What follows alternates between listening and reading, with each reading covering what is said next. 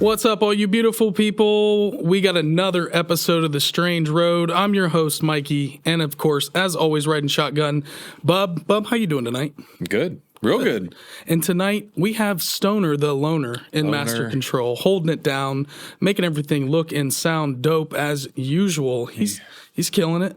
He was a loner boy, but he was still a stoner boy. He's still a stoner boy. And as always, big shout out to all you guys in the chat hanging out with us. You guys are the best. Don't forget about the Strange Road merch portal. That's www.thestrangeroadmerch.com.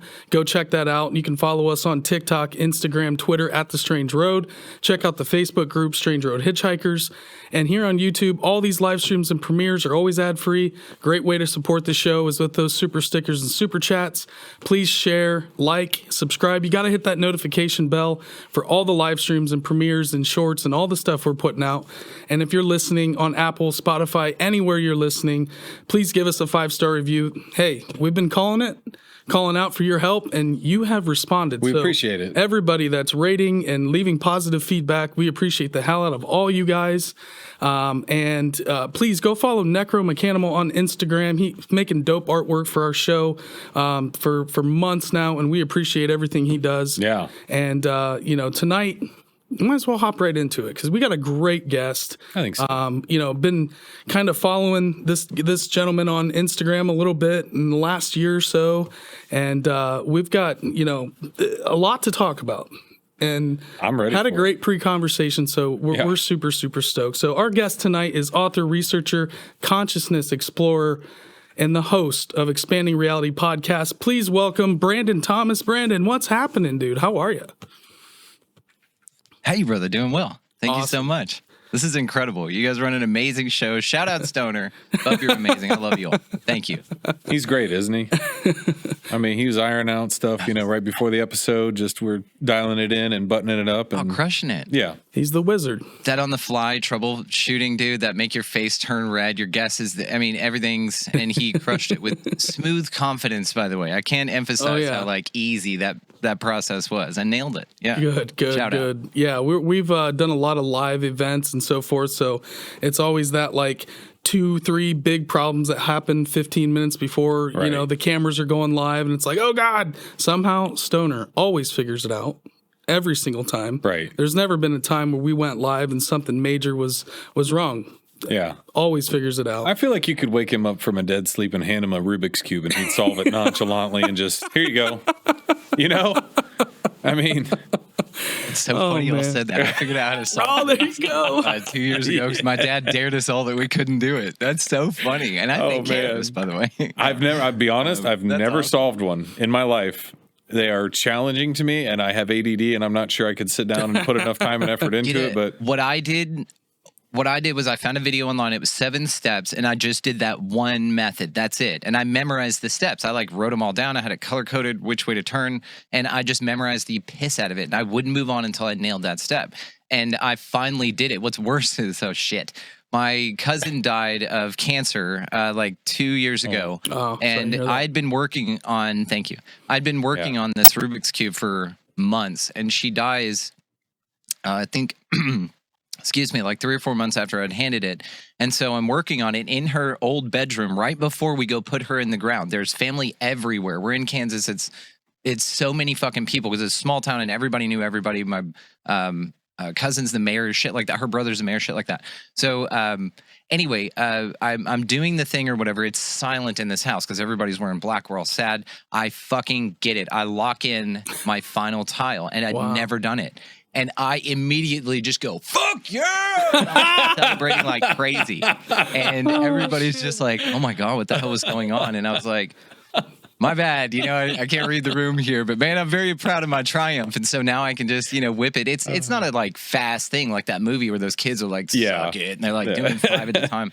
Speed Nothing racing. like that. It's just, I wanted to solve it because my dad said, I'll give $50 to anybody who can, like a smart ass, gave everybody one. No one did it but me. And I'm honestly grateful for the thing. It like I said, you should get a 7-step video on YouTube. It's nothing. Focus on, it's honestly more of a testament of focus. Just do the shit out of that one step, build on that. Do the shit out of that, build on that.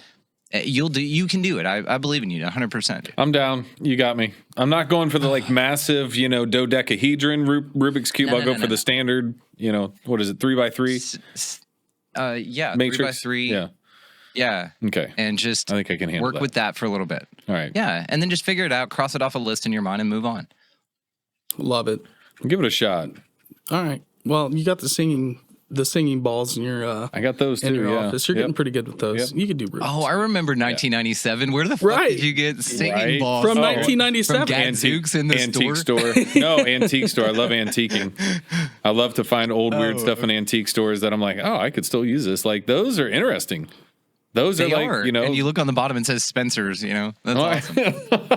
it probably exactly. does on the set that I have. Oh man. I don't even That's remember. amazing. Yeah. Because you can't make them touch, right? That's like the thing is you don't want them clacking together. Mm-hmm. And so you want to spin it in a fluid motion. Yep.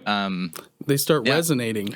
Also, that's what you're supposed to do. It's supposed to start harmonizing those bells. As they inside. move fast enough. Yeah.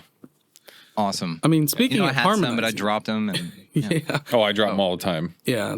right. You got some good ones. You probably got some real ones then. I might. I don't know. But Brandon, tell us a little bit about yourself. When did you start the show?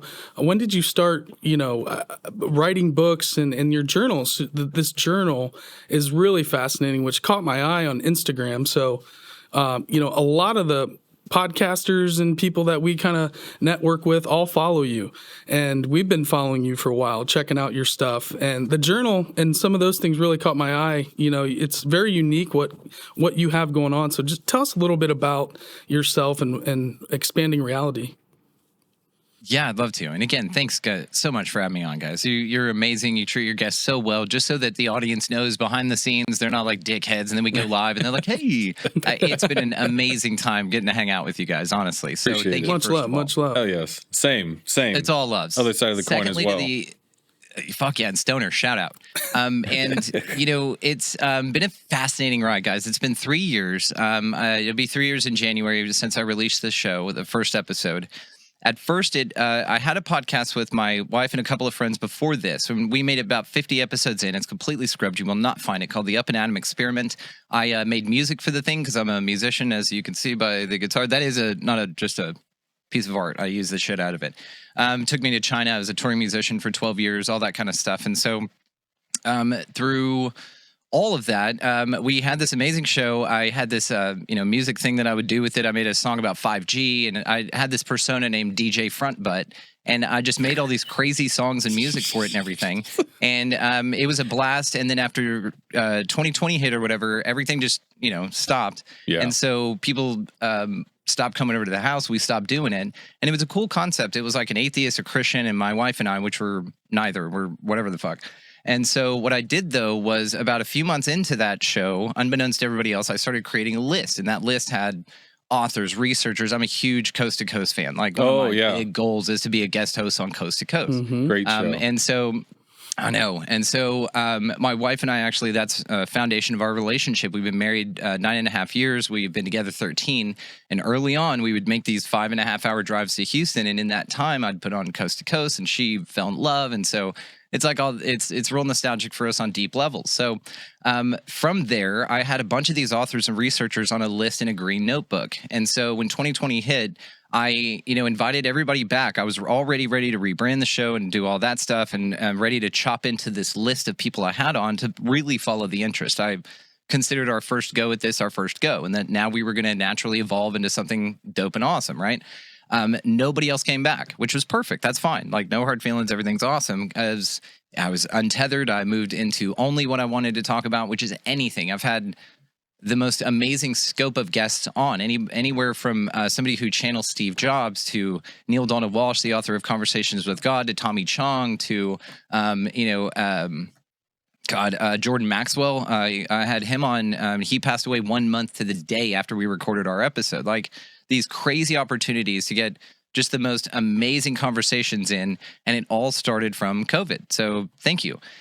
When I transitioned, I started with a couple of those names on the list, which led me to more, which then I was getting emails from people which I had on the list that I didn't even think about. I'm like, now this person wants to be on my show, and they were on a list that I made to get them, right? And so it evolved into this incredible thing. And I was very particular about the name. I went through it a lot, and I was like, well, it's not expanded. It's because that's finite, right? It's expanding. I wanted the verb because it's more accurate to where I'm at, which is moving, kinetic, right? So that has led to just release my 240th episode. There's probably like 40 something episodes of extra bonus content out there and lives. I've been a guest on, I don't know how many I don't know. And I'm always grateful. Like, this is incredible. I love hanging out with folks because I don't talk about me on my show. And so it's funny you ask about the journals, which I'll let you know about, but my audience doesn't even know about these, you know? I haven't advertised them. I've got 5 in publication in 2 different formats, paperback and hardback, and I haven't said shit about them. I worked my ass off on them. There are hundreds of hours in these things because I hand drew them on an architecture table. I have architecture background. That's what I got my letter jacket for in high school. I played sports outside of high school, got my letter jacket for architecture. Fucking weird like that. And so it turned out later that it turned into a really cool skill. And I took a journaling practice that I hand drew every morning with just a little ruler, and creating it itself was a meditation for me every morning to just clear shit out. And it really started as a commitment to myself not to pick up my phone first thing. And I was like, nope, don't do it. Especially with a show, you feel like, oh, I've got this responsibility. God, when you guys get, and you're probably there, but when you get to that point where you don't give a shit, you don't read comments, you don't care, you don't look at numbers, any of that shit. And that's, you know, things just work. It's such a flow, and it's a nice, easy, right? And so with that, I had this journaling process, and it had these components, and I was tracking my moon, my reading practice, and because I'm a reader, you know, I'm a publisher, so I love books. I'm a book nerd. And then I would, like, just my day and gratitude. I had 4 questions I asked myself every day, this daily design thing. So instead of drawing it every morning, and my wife loved the concept, I was like, well, if I just make one, then I can just publish it through Amazon, like a low content book, whatever, and then I can just use it myself, which is honestly what all of these journals are for. I use them. I just happen to put them out for you.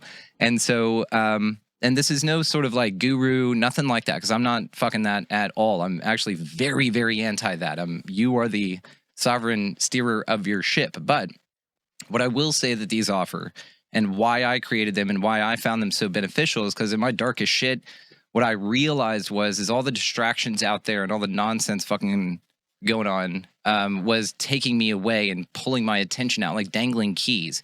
And I started to look at this realm, whatever this is, as an energetic loosh farm, really, that everything out here was attempting to grab my attention just as a look at me, look at me. The more fear I could give it, the greater attention I would offer it, right? So all of these things I noticed, and it took away this inner search. When I was really deep into the New Age thing, which I'm absolutely not anymore, we can absolutely talk about that if you'd like, because I'm right on the other side of that. And a lot of things to say. And that balls deep introspection is what I needed from me. And really, like I said, it was just to get me off of my damn phone in the morning.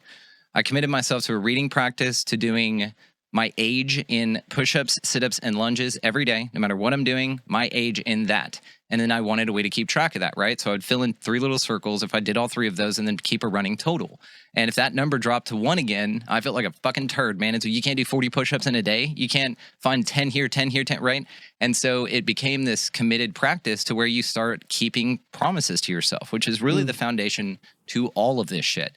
And it sounds simple doing your age and push-ups every day, but some days it fucking wasn't, dude. And there were days I'd get to the end of the fucking day and be like, I didn't do my push-ups, you know, and I would do them, you know, or I wouldn't, and it'd reset to 1, and I would feel the way I felt about it. So the journals came about really, like I said, to do that. But while I was publishing them anyway, I went ahead and decided that I would go all out. I had somebody guest on the cover. I made a call to Janine Burgess. She's incredible. And she does these amazing animal she does some that are really anatomic, and I actually ordered prints from her. They're all over the place, but not in this shot. So I ordered prints from her, and so I said, hey, look, I was going to do this blank cover with this thing, and I have this whole idea for how it wraps around and meets with the publishing thing and everything. Excuse me, but I would like to use one of your pieces, if you don't mind, rather than something Canva or it being black. And she said, I would love to contribute, but I would like to do something original for you. And I was blown away by this, and she's just incredible. And so she has the original print of this, and she's selling prints. She has stickers, all of that kind of stuff. And so she did this just for this journal. That's cool. And she hand did all this shit. I mean, it's absolutely beautiful. So Yeah, not only that's that, but nice. we feature a lot of community members in here up top. And then, like I said, I don't have any graphics to show you guys, but actually you can go through an online, Amazon is the only place this is right now, but we did purchase our own ISBNs for you book nerds out there. So we are going wide. It's just right now, that's where it's located.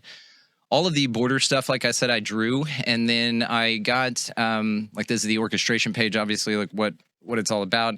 And then we have some quotes from some people throughout the community that I work with, I've had on the show, dear friends of mine, inspires, mentors, anything like that. And you get to go through here and be inspired before you drop into your daily practice. Cool. A little publication page, shout outs, all that stuff. That's really nice. And Yeah. then it's got an intended experience. So this is how the journal was set up and intended to be used. And again, I drew all of that and then just inserted the words and shit. And obviously the ninja I did not draw, but the thought ninja concept is fascinating. We can talk about that. Oh my goodness. But this is, again, the intended experience only. You can use this however the hell you want, and we'll get to that in a minute. But this shows you the 10 main points, such as, I'll go through a bigger version of that. But the other thing to this would be your nodes section. You will look at throughout this thing, excuse me again, throughout that thing, it has got little dots, little nodes, these little sections and stuff all over, little constellations, as I call it, over here. There's 3 little constellations wrapped up into this thing. And what that does is that it offers you the opportunity to personalize the journal well beyond anything I could ever offer you. Now, That's so cool. there is a sample page. Thank you. There's a sample page, which is what this is. And I actually had a sample one filled out so that you guys can see it. And we'll do that now. Thanks again for letting me show this off. I haven't done this on my own it's show. Like I super said, interesting. this is the only place I've gotten a chance to really break these down, to be honest with you. So what those are called is nodes, okay? And that, what I just showed you is a sample at the beginning of the thing, but it's just suggestions. So it has like, things you want to fulfill in your life, like a new partner, adventurous travel, financial independence, a mermaid sighting, or the Firefly reboot. Did you guys ever watch Firefly Yeah. with Nathan Fillion, I right? don't know if I did. Did you? Yeah. Pass this on to your boy, Mikey. All Yeah. right. Kyle, you're welcome, Stoner. Okay, so they made a movie called Serenity as well, which is really cool. So this is a filled out sample node that you can use. Now, I just do this for me, but you guys do whatever you want. I'm colorful as shit when I do my journal. In fact, the outside ring, which you'll see in a minute, I've got a sample daily. I fill in. I actually color this in as a meditation practice. People love it. You go all the way around it. By the time you get through, you're not upset at anything. Your boss doesn't suck anymore and whatever. So this is just, like I said, examples. So let's say, for instance, over here, these nodes here and here, I will put the high temperature for the day and then the low temperature for the day. And then it's got just little things in here. If it was sunny, if it was snowy, if it was ominous, if there were chemtrails, if the snow, rain, and that's in the sample stuff too. Then you have things like your, okay, here we go. Set the tone. There's a page up front called Set the Tone, and it's all the things that I did to change me in the morning. It is no water before caffeine, rather. A walk in nature. It is my commitment, my physical commitment, my age and push-ups, which is located right here for me. I do, sit-ups, push-ups, squats, right? And that. Then we get back to journaling. Like I said, walk in nature, all of the things that I'm committed to do, and then a running total. And if I do it, I run that total. It's got an energy tracker. What's my mood when I wake up in the morning? Right here. How much energy do I have? It's right here. Moon tracker, right here. So I noticed that my moon is, my new moon fucks with me. And so I don't track the moon because it's probably just a fake luminary in the sky, and any theory that I've heard about the moon presupposes it's a place you can go, but we can absolutely talk about that. Oh boy. So new moons fuck with me, but I like to track moons. So you've got a moon counter. You can actually note here how intense it is. You can say if it's full moon or whatever, how many days to the next cycle, new, first quarter, whatever, and then what that cycle is. Your reading practice, you've got like, what you're reading, chapter to the page, and then from the page, whatever. So there's all of these little things where you can customize and personalize it for yourself. Then you have on the other side here, the constellation. So this is where you'll put like your day, month, and year and all that stuff in that constellation there. And then it's got a couple of other things like an intimacy tracker. So if you want to track how much you bang or whack off, there it is. You know, you've got your amount of, you've got a, see there? You've got your intimacy tracker in purple, the amount of your 69. partner. I love it. Yeah. And then, you know, if you have a partner, you note that there in that bubble, and then maybe hand solo, you note it in the other one. Solo. Then you have a body, mind, and soul tracker. But again, this is all personalizable, whatever you want. I use this side for a thought ninja. So here's where I'm releasing all the shit I want to get rid of. Here's where I'm bringing in all the shit I want. This is where my goals are. This is where my updates are if Mercury's in retrograde, whatever. All of those kind of things. And so, again, it's incredibly personalizable.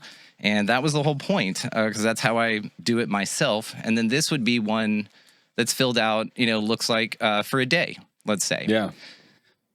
I start with the moon, and then we go down to the daily design. I ask myself 4 questions every day. Who do I want to be today? How do I want to feel today? What do I choose to give today? And what do I choose to receive today? Then we do a mantra, whatever you want. You know, I'm fucking Batman, whatever you want. Then gratitude, everything about that. Then reading, all your reading practice. Again, these are for whatever. These mean something to you and no one else. But there are keys in the back where you fill your own in, which is what you just saw. And there's 3, by the way, so you can change your mind if you want throughout the year. So then you move over to your now and noteworthy, you know, anything you got going on, conversation with self, your day, anything you're releasing, anything you're attracting, and then your goals. And if you're doing all this shit, maybe this right here is your how many days off porn. And you check that little box and you write that number in there. And when that goes down to 1, maybe you feel like a turd. Maybe this little thing down here is how many days you've not been drinking. And maybe you check that little box right there, that little note, and you write a little number there. No one knows what that means but you. So the whole thing about this is it's, like I said, completely customizable to you. And this is just volume 1.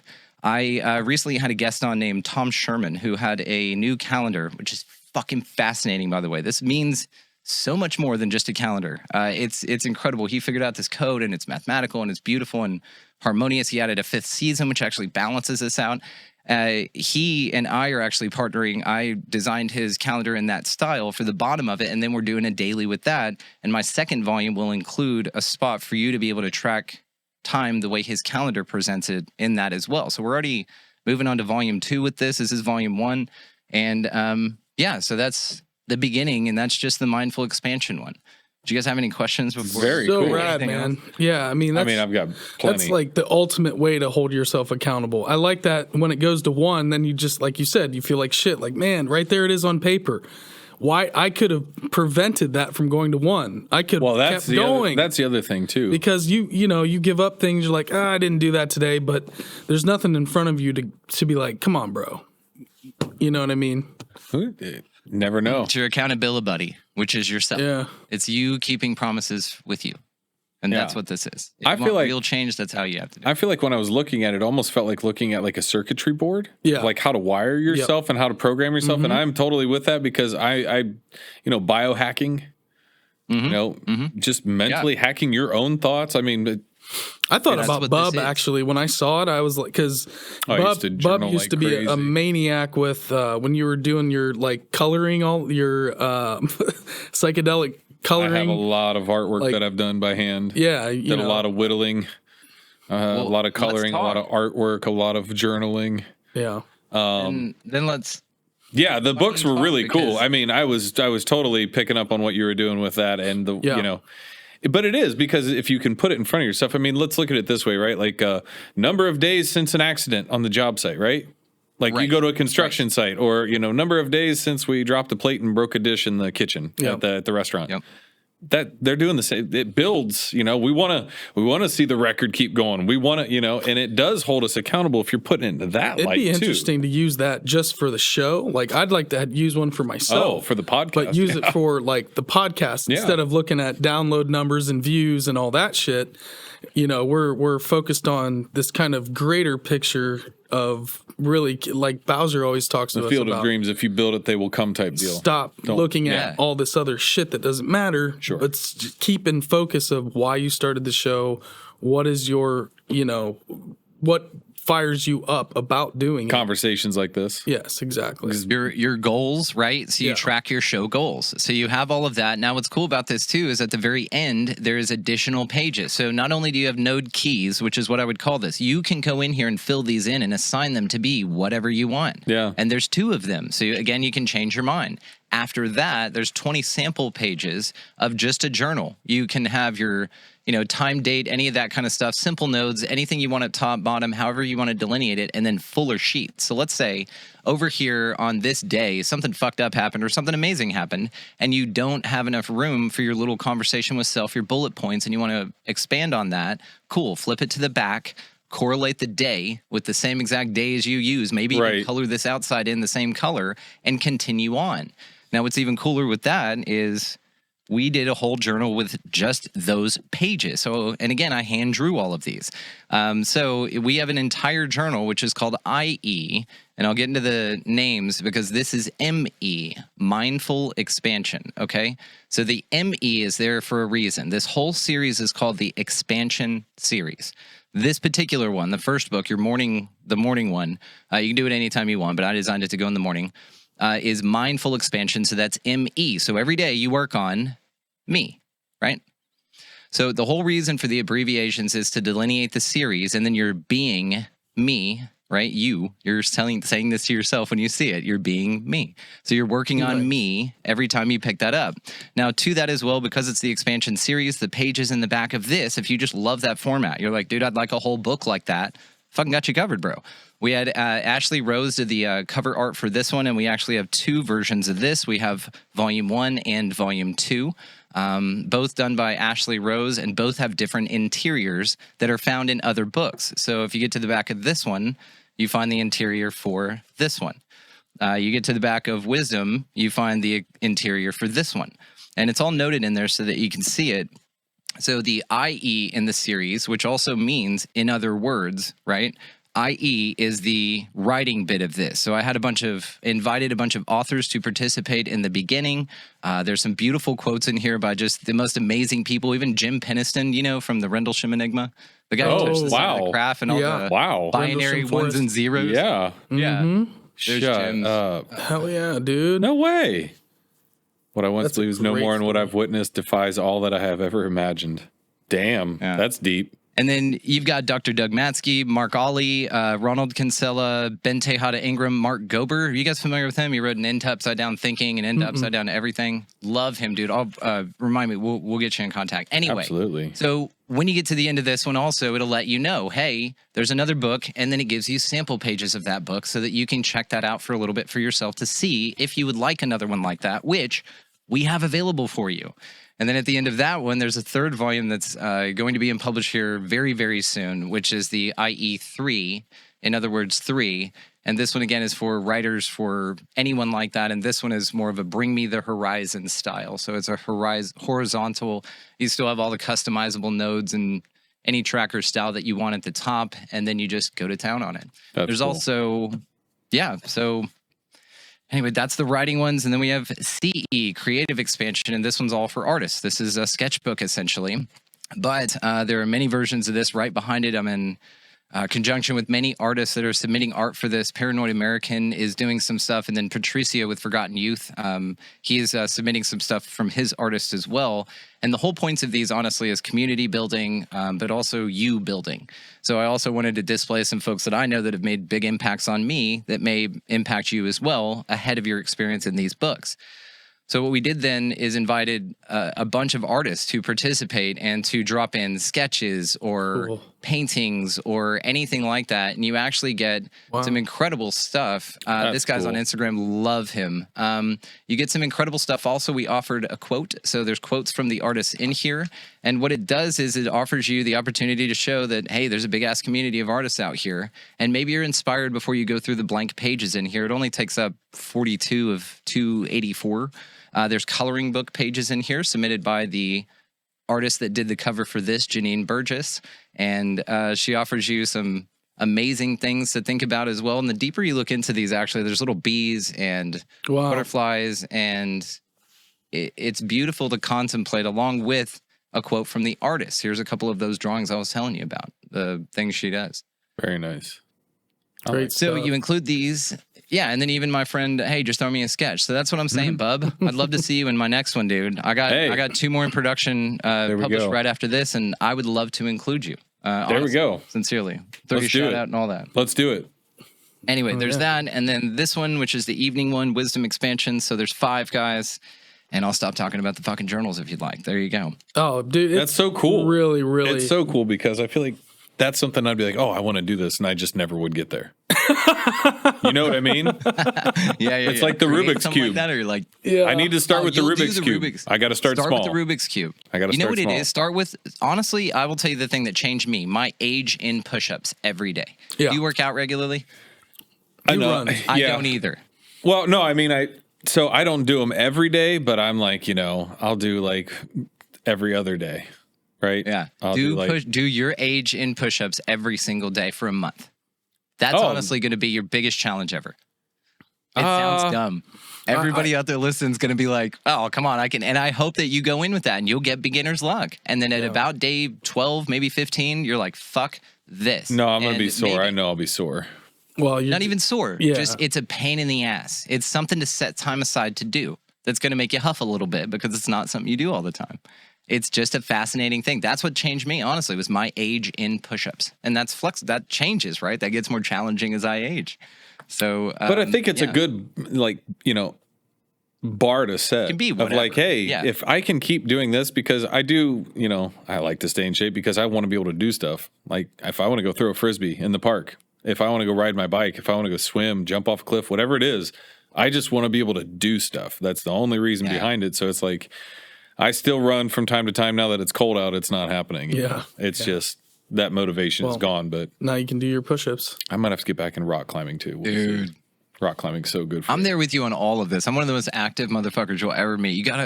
We need to meet up and do hiking and shit like that. We did the Contact at the Canyon with the Grimerica guys last year. They're doing another one in very cool. August this year. And it's out at Zion and Bryce. And it's oh my God, yeah. So we'll go out there and go I've actually hiked through Bryce, Never been to Zion, but I've hiked through Bryce. Dude, David Warner Matheson, he's an incredible author, professor, dude. He goes out there with a green-ass laser pointer and points out all the constellations at Bryce, and they time it on a new moon so that it's pitch black out there. Oh, my. And so he just points out all the mythology behind it, and he talks about the Pleiades. He shows you how to find your way around and base off of things and Gemini and everything. It's a magical experience, dude, after hiking that place all day. That's so cool. You guys got to come out for one of those, I'm telling you. Dude, we'd love to. I would be down for it. Right now, we're looking at our calendar for 2024 and going, what events do we want to be a part of? What do we want to try to help with different events with live streaming and video production and this and that, but also just like go out and meet people and get after it. This year was we built the show and really put a lot into work and kind of the processes of everything. 2024, we got to get out there. I think if we get the ball rolling and get out there, we're really, it's going to get interesting because we haven't really yet. We've worked on down here. You guys have before a little bit with, creating and shooting and making some documentary and content and stuff like that. But a lot of what we've been doing is interviewing and talking to people. We haven't been able to go out and really shoot content and make pieces. But we're looking ahead for sure for stuff like that. We all do it. Content is king. I did 100 episodes my first year. It was stupid. I was working a 60-hour-week job, getting like 2 and 4 hours of sleep a night, and sent 100 episodes out into the ether, and still was drinking, and so it was crazy. But it'll balance out, and I think amongst them is definitely the next step for all of us. Everybody's got the call to do this, so we're all definitely feeling this. And I can't wait to hug your neck in person, as they say. Hell yeah, love it. Now, one thing you mentioned a little earlier was your fall from kind of the new age movement, and with doing events and production over the years, we've come in contact with various new age movements and groups and different folks where we've always felt like it's really interesting, but it's not really us. Like we never dove into some of these groups, and we're kind of always on the periphery, kind of looking into.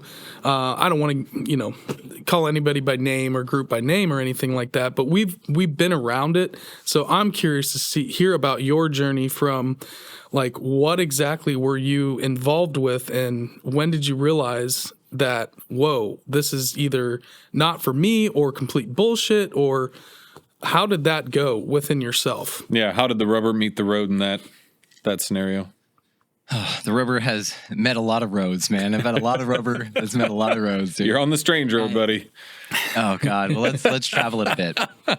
And thank you again for the question. This is outstanding, gentlemen. You should make your guests feel very welcome and make them feel like they can be themselves, which is the greatest honor you could give, a compliment you can give anybody. 100%. Sony, that includes you too, buddy. So mine is actually a longer story than that. So we'll just take it back to where it begins. Growing up, very hyper mind. I'm not going to say like genius level and shit like that, but mom had me tested. I should have been a grade or two ahead. I tested out of everything, but because she said I was going to grow up weird as a weird nerd, then she didn't put me ahead. She just had me carry on, which is fine. Socially, I'm grateful. I regret nothing, by the way. I'm going to preface what I'm about to tell everyone here, that had I not have taken any step down any of the strange road I'm about to tell you, then it would be for naught. And so any sort of emotional reaction you have from that, I mean, we can talk about absolutely, but I want you all to know I am moved on, healed, and feel incredibly powerful.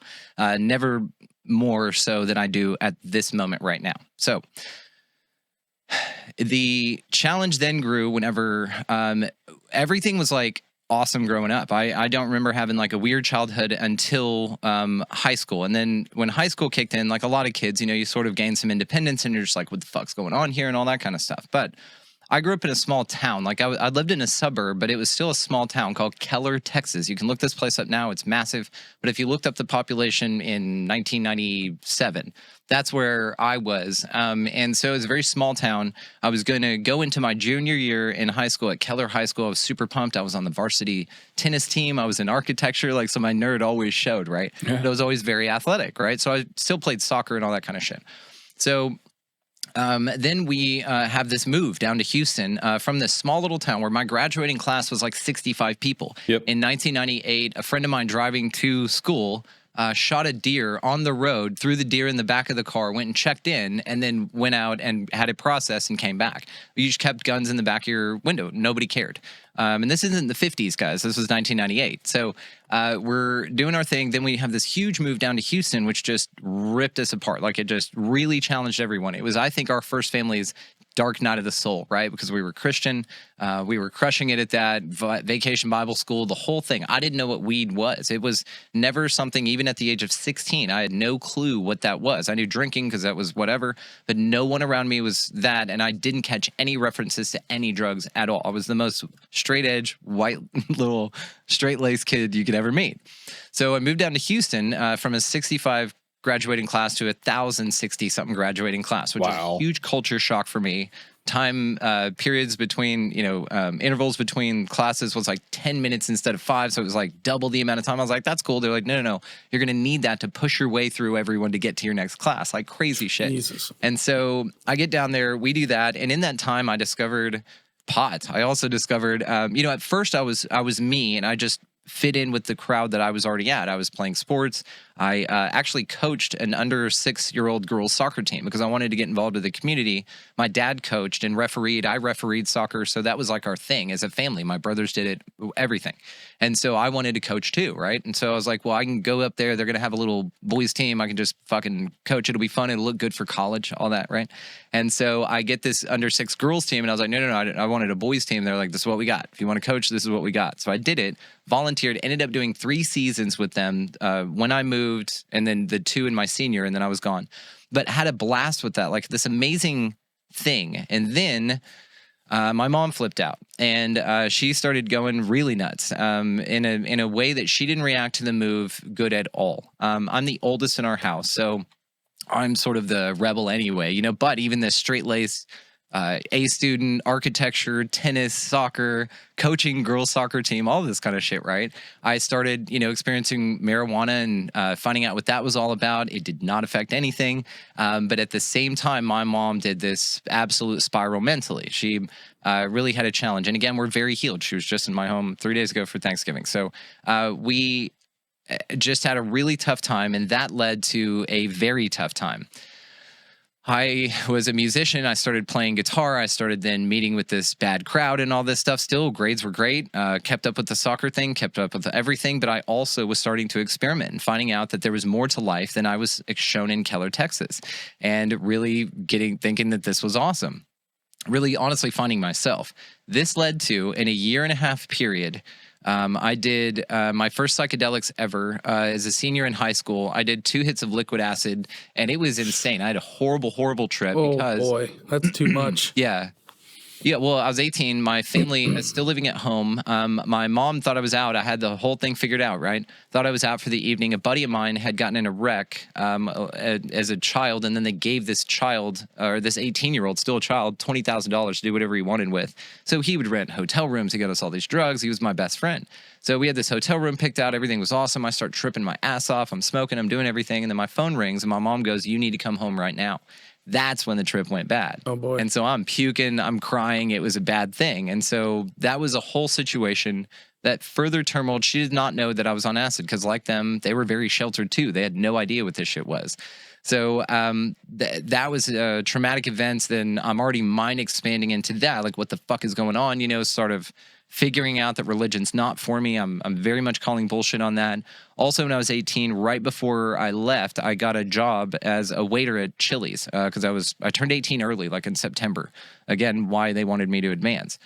So I had this amazing job as an 18-year-old, you know, and I'm doing my thing. And one Sunday, there was this guy sitting in my section. It was table 13. I'll never forget it. This only dude there. It was Sunday morning. Nobody was in yet. I was bored as shit. I had this whole area. And the dude sitting there was reading the newspaper, had coffee, very easy, just wanted to be left. I said, cool.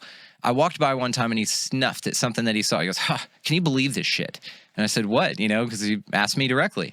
And he just rattled off some shit that was written in the newspaper. And I was like, what do you mean? He goes, you got to read between the lines. And it was that moment on, I was like, hang on, you got to question what's even in the newspaper. And so this, again, you know, these expansions of concepts from this little kid in Keller, Texas, planted this seed that in a 1.5 years grew to psychedelics, his mom taking him to an insane asylum because she herself needed the help and ended up trying to get me locked up for some journal she found. And the therapist looked at me and said, do you want me to read that? You're 18. And I said, no, it wasn't meant for anybody. It's just my feelings. I'm not going to hurt anyone.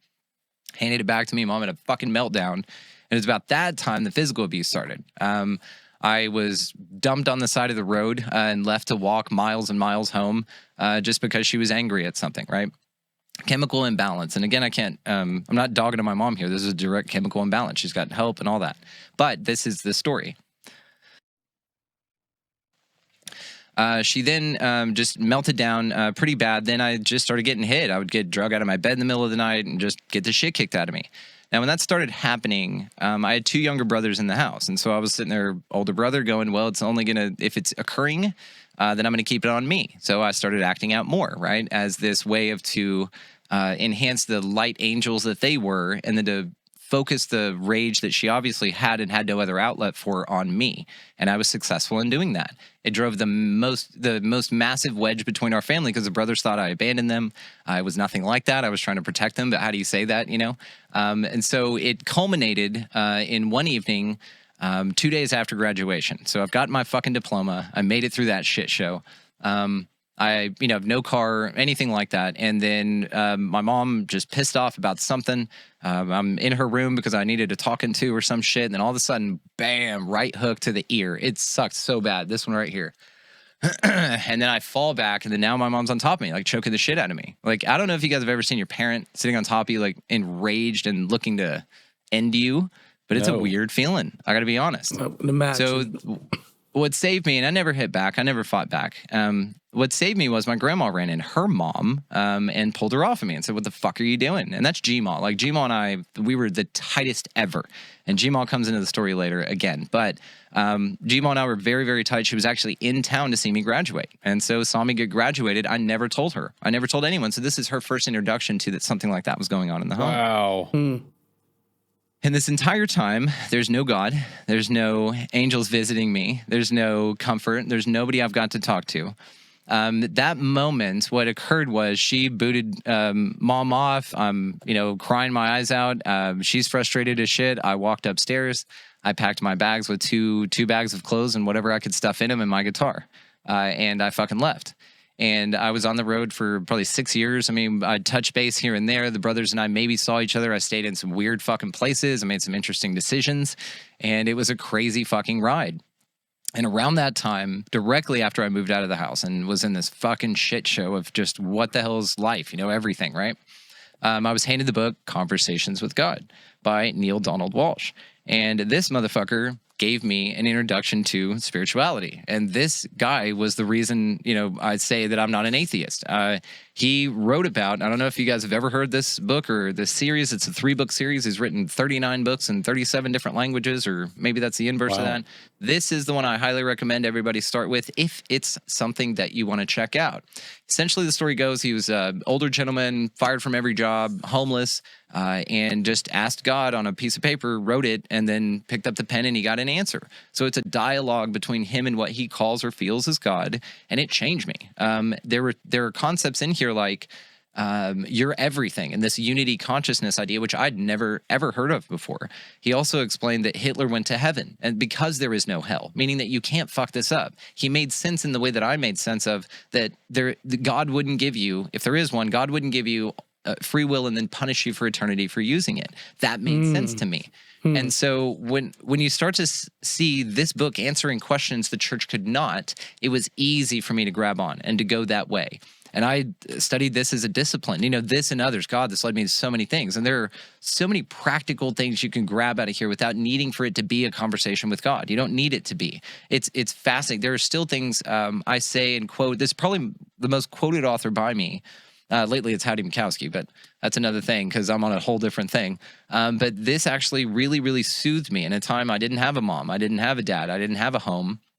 And I was on my own on foot. I got a new relationship with what I would consider God, which I was not interested in having with anything.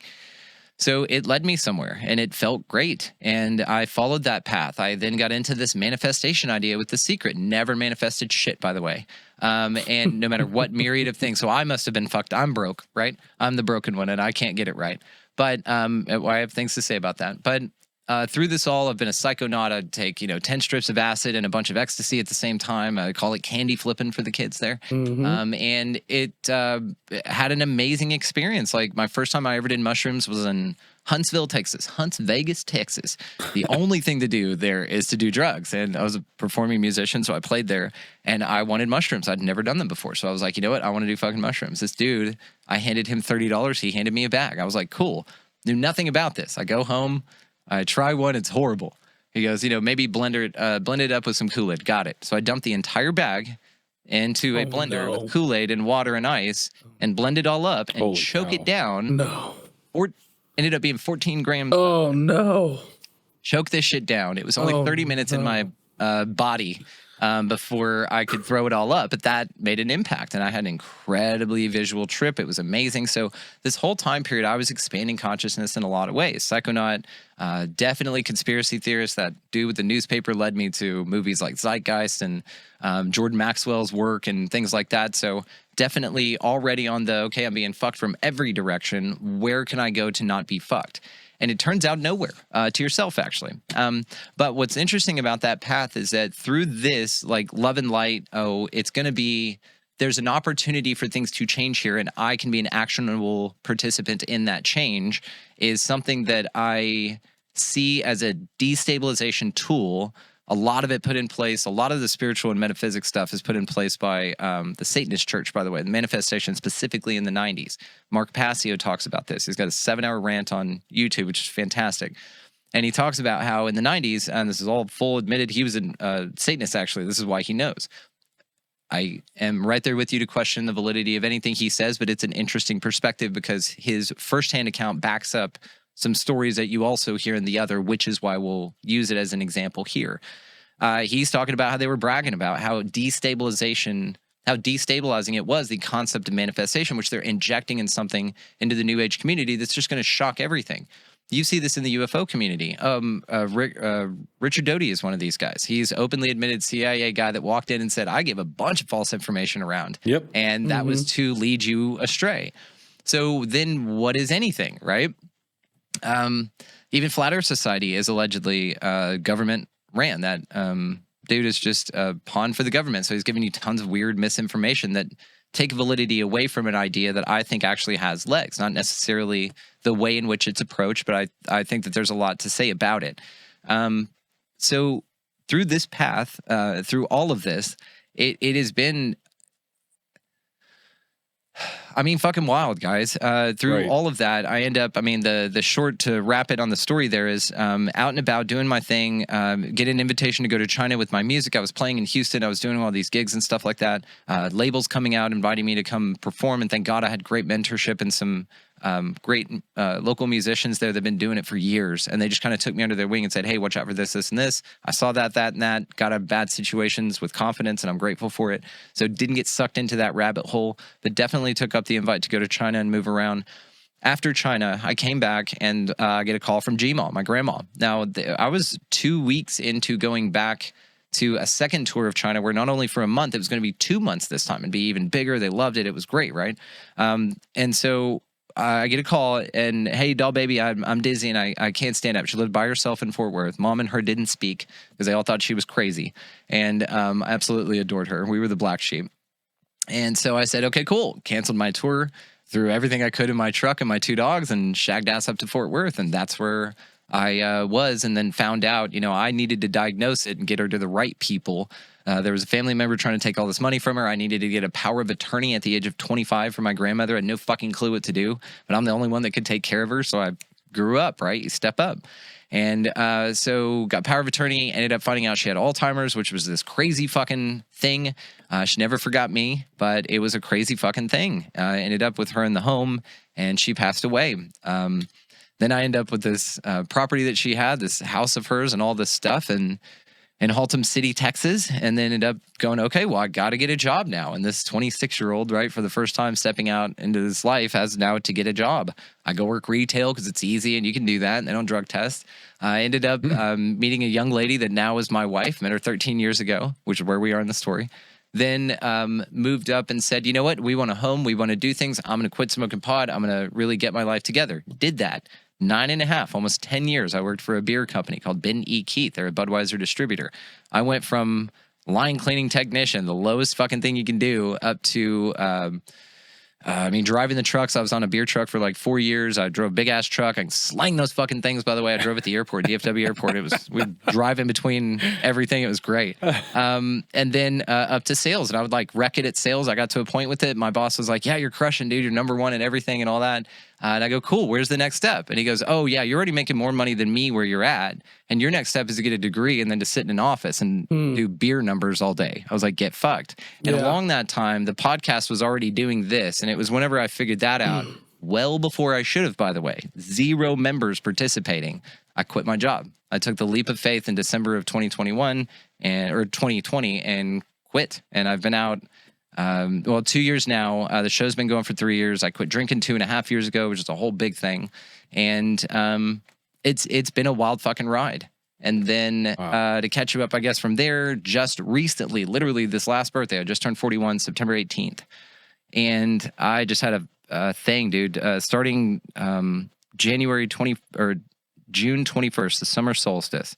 From there to really about 3 weeks ago, I was a shit show. Depression, hard. I woke up with a mantra in my head, not mine. I'm not suicidal. You're going to kill yourself today for like 3 months straight. This crazy melt, just get it all the fuck out of the way. We're moving on kind of a thing. And I couldn't do anything about it. Turns out I met with a friend of mine, Ksenia Moore. She would love to come on your show. She's incredible. She's an astrologer out of Australia. And she was at Contact at the Canyon with us too. She told me, because my wife is just like, oh my God, and this woman, amazing woman, because I was insufferable, dude. And she was just like, I looked at your chart and I wanted to talk to Ksenia. Ksenia reached out to me and said, look, here's your chart. Here's what occurred. And here's when you can expect for it to back off. So it's at this point in the show, I will recommend a PSA to find out if you're between the age of like 38, 40, somewhere in there. Look at when Pluto is squaring your chart, your main node. Look at when it's squaring you, because this is when the devil looks at you. And there's this concept in Howdy Mikowski book, Falling for Truth, that I'm reading right now about Richard Rose's work. This is like an Inception fucking explanation, isn't it? I love it. Go a couple layers. Just let me know when you're going to drop the kick, when the song's going to go off. About the Jacob's Ladder idea, right? Mm-hmm. Where you're just kind of sending this thing and we're all moving together and all of that.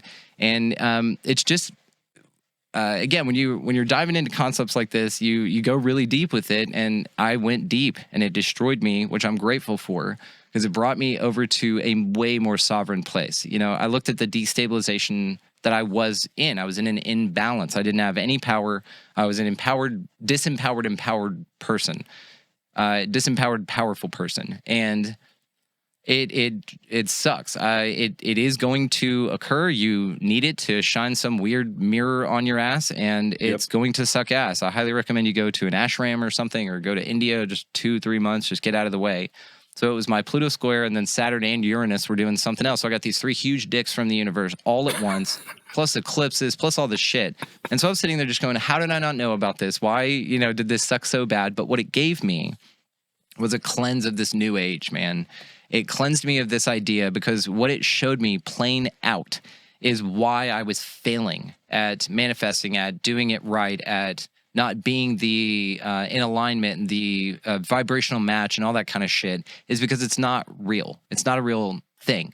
It's made up. And whenever I looked at it, this is my opinion, guys. Y'all can. This is just how I feel about it. Whenever I looked at it, I saw a void, but beyond the void, running everything right there is an energetic matrix, if you want to put it that way. And when I looked at it, I saw New Age and spirituality. Oh, this is just religion with extra steps. Got it. I see this tunnel and where it leads. You can look at the light side of the tunnel, and there's light pictographs on that side, or the dark side of the tunnel, and there's scary shadow work shit. You think you're doing it right because you're integrating all. A lot of people only shine their light on this side of it, and then you go through like this, but all of that is very important to show you that the tunnel itself is what's bullshit. It's anything that you're outsourcing outside of yourself, which you have to do, by the way. This isn't I get it now, I can, whatever, because I'm just playing with this idea. I'm just so new to this concept, but I've never been more empowered by the way that I feel about it. I don't feel like this place has my best interests at heart. I don't feel like I've got a spirit guide and that things are going great.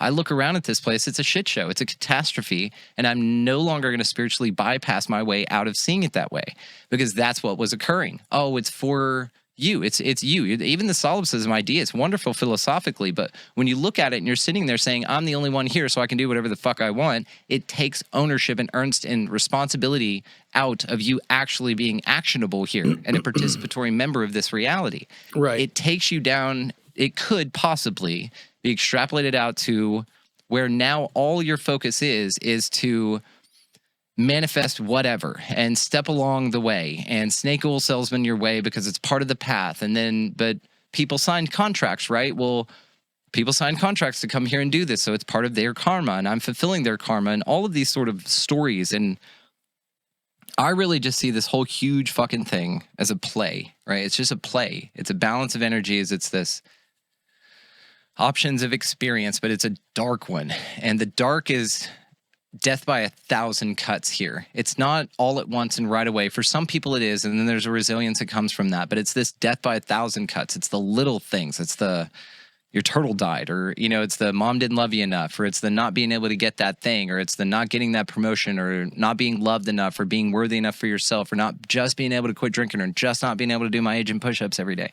Any of these like stories that are wrapped up in limitation is what binds you in the chains. And so when we talk about this place as an energetic matrix, at its core, just for simplicity, is the way that I view it, is that there are things out here that benefit from the fact that there are negative vibes, if you want to say that. Yeah. Now, to this, obviously, it's the Gnostic idea, the Cathars of southern France were talking about this. This is Howdy Mikowski's work.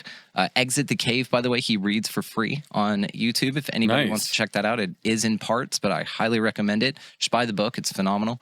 And he talks about this demiurge reality that's really a copy of something amazing, and these aeons and these amazing gods that were these encapsulations, which is what the texts are talking about, like the Nag Hammadi and things like that. It's these encapsulations. Yes, it's these encapsulations of these amazing things like compassion and grace and freedom and all of these wonderful things. But they're two entities, aeons, that work together in harmony to balance one another out, a male and a female. And the story goes that an entity called Sophia decided, you know what, I'm just going to do my own thing for a little while. I'm going to create something awesome. It's called Beelzebub, and it's the demiurge, right? And so this demiurge then created another realm, and it did it, and it has these disciples below it, basically, that also have the power of creation, but none of the spark of light, within them. So they have the ability to create, but it's not based on anything altruistic. So therefore, there's no need for it. There's no substance. It tastes horrible to them, which will get me to my point, because it's going to get pretty dark. What that means, and as the ideas, the Gnostics, the Cathars, all that they're saying is everything here. There's no sort of like contract that you're directly involved in to come here and get fucked willingly. This is not a school, and there's many ways that we can talk about that. This is a copy, a shit copy, where it's something must die for something to survive. Chaos, shit factory machine of a copy of an awesome reality that we don't have access to because we're sort of hostages here, as the idea goes. Now, when I think about this as more of a vessel concept, you start looking at like that this is just your ride, right? When you talk about things like walk-ins and possessions, it's interesting to think that somebody, if it's possible, again, as the idea goes, I don't know what the fuck's going on here, but to follow the idea, if you can get this body, whatever that is, in a doped up enough state or a low enough state, let's say, then something can come in and take the wheel, right? Let's say that you're driving and you fall asleep behind the wheel and I'm in the passenger seat. I'm going to grab that wheel to make sure that we're not going to all die. Or maybe I take advantage of it, set you over off to the side, say, oh man, they weren't driving right. And actually, I didn't like the way you were going. I'm going to take a different route. And actually, I didn't like the music you were listening to either. I'm going to do that. But you're asleep and you don't notice it anyway. This is the idea of the fluoride in the water. Anything that they're doing to dumb people down is to get permission out of the way, sovereignty and permission and balance, which is, again, what all these other things are. Satanists is part of it, metaphysics, all of it. Disimbalance to get you off of your game so that you will be a sponge for whatever.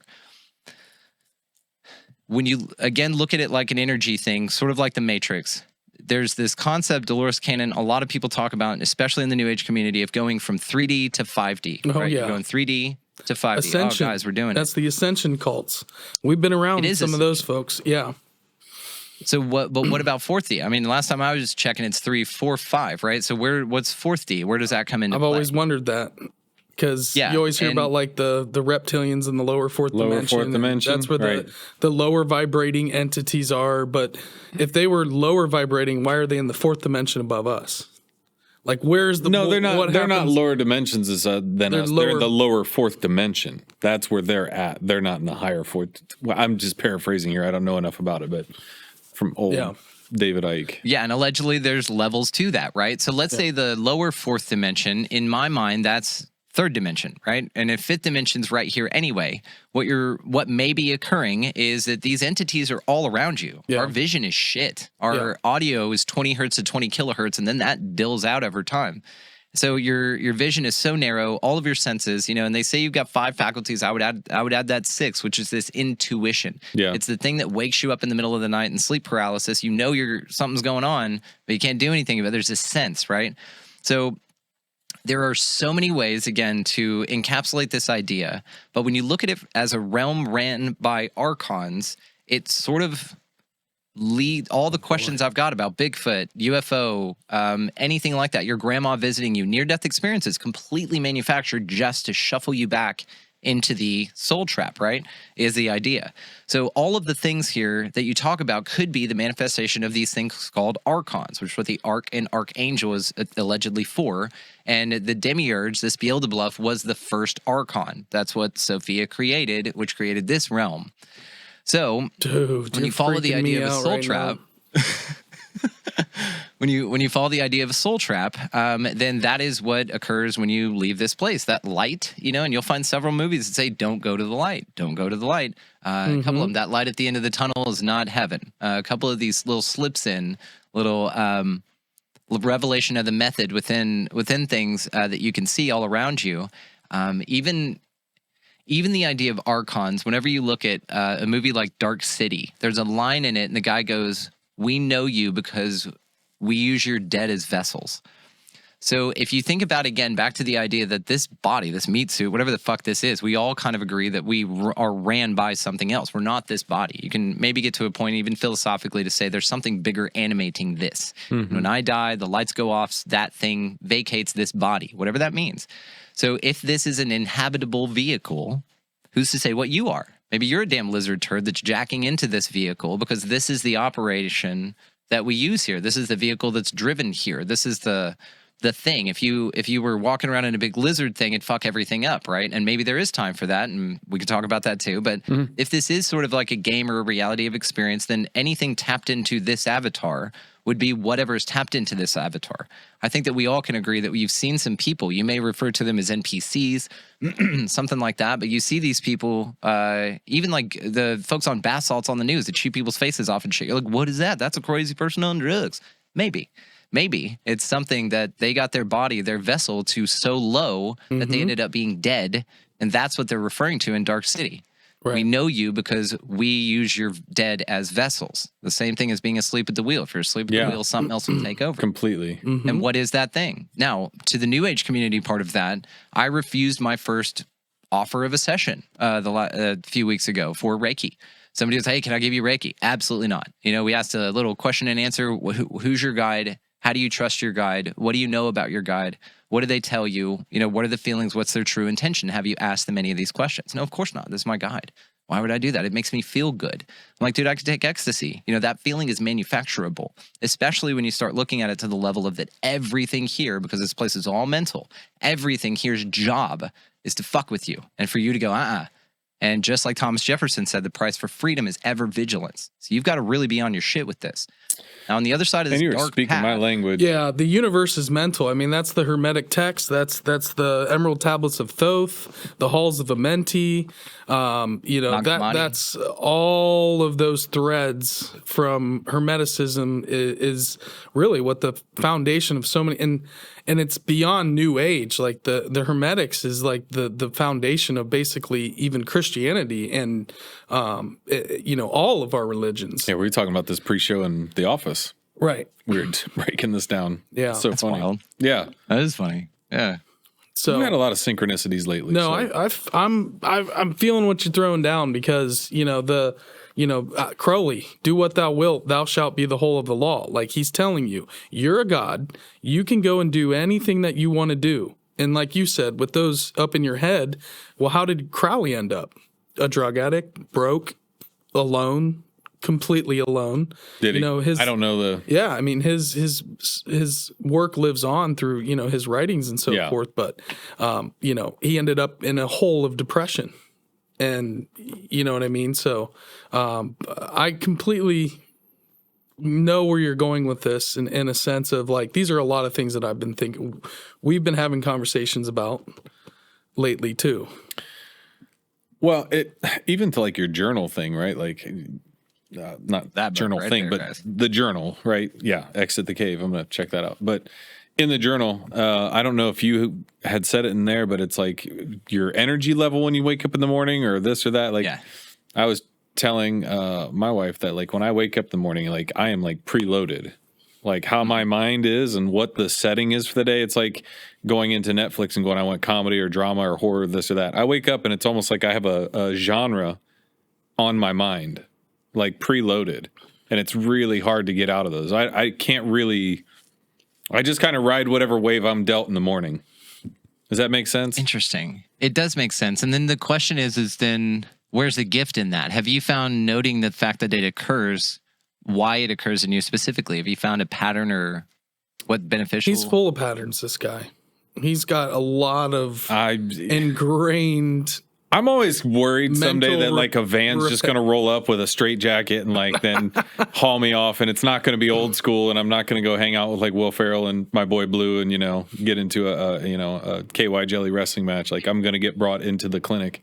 But it also makes me think of a weird segue of I was listening to someone talk about intelligence and different scales of it, and where that bell curve would land, right? Like so when you get to the top of that and say that's your Einstein, right, or whatever, and you go on the other end of that, that's still intelligence, and it's at the higher end of it, but it's not functional, right? So like this researcher's question was, where would you find those people with that intellect? And this guy's response was like, probably in mental institutions.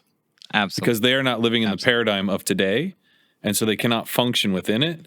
They're living, timelines ahead, and they'll never be able to actually adapt. So he's like, if you want to see, or hate to bring it up because he's got some strange circumstances around him, but Kevin Spacey with the K-Pax movie. It was a strange film. I don't know if you ever watched that, but he ends up as like, has all this like kind of like otherworldly knowledge, but again, he's in a mental institution, right? And like he's talking about these crazy theories, like say the Dogon would, of like how you can know about these planets or these solar systems that you can't see, they physically can't see.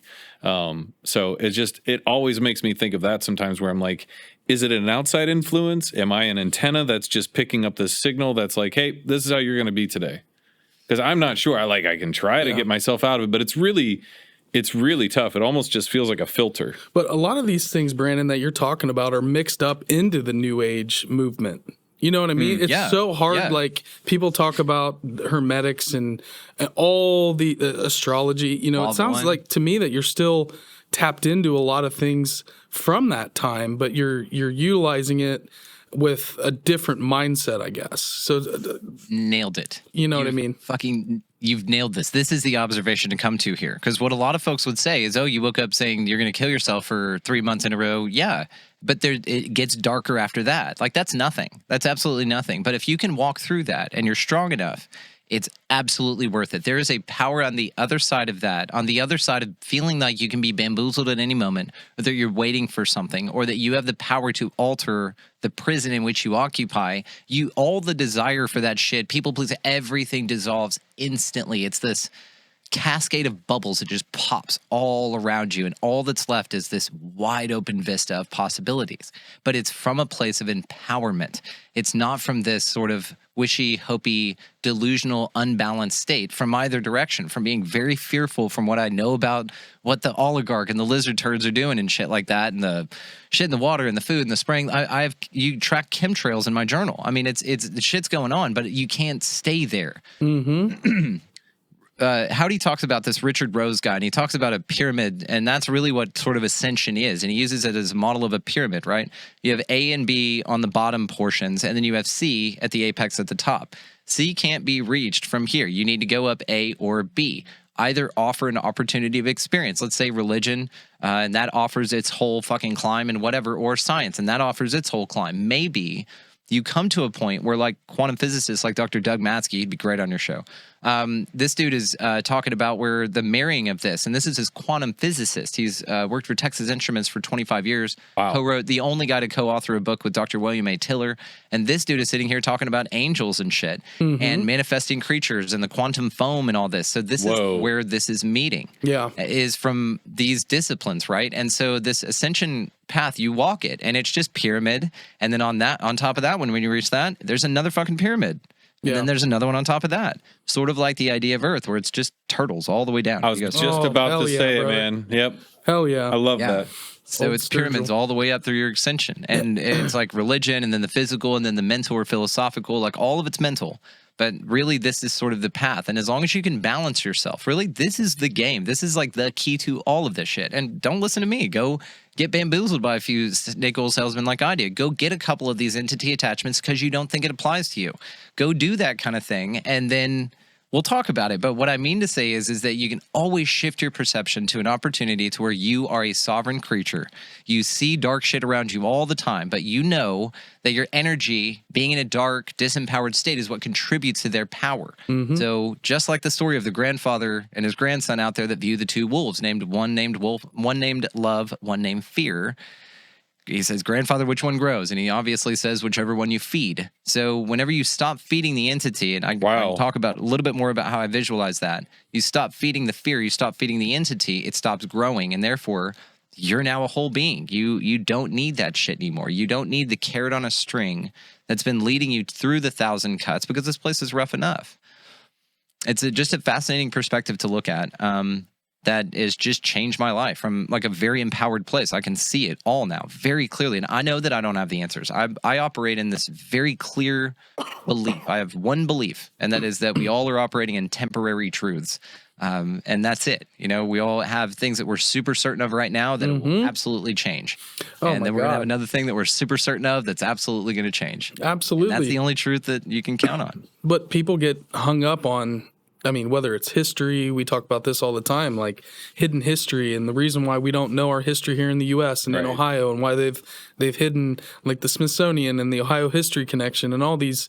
It's because history can change. When you find new information, it expands upon. It doesn't discount what this archaeologist had written about in the past. It adds on to the story. But you want to hold these scholarly achievements and these textbooks and these books that you've already written.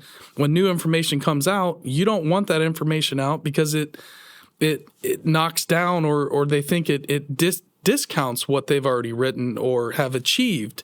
And so you don't have this growth of understanding. You have these gatekeepers that are constantly just keeping this information from us. And it's not allowing us to grow because you have to understand where we came from first. And especially here in the U.S., we just don't know our ancient past. And so that's been one of my biggest fascinations with ancient civilizations and spirituality and how, the people that built these amazing structures here in Ohio, there's this level of consciousness that they had to have achieved along with the Egyptians and the Mayans and all these ridiculous structures that have been built where, they've reached a point of evolution consciously with science. So when you merge those two together, right now we just have material science. That's what everything else is discounted as bullshit or woo-woo. We just don't have the technology to really measure a lot of these things. And so I think once we achieve that kind of spiritual advancement and technological advancement, we can get back to creating unbelievable structures again and having a, somewhat of a functional society.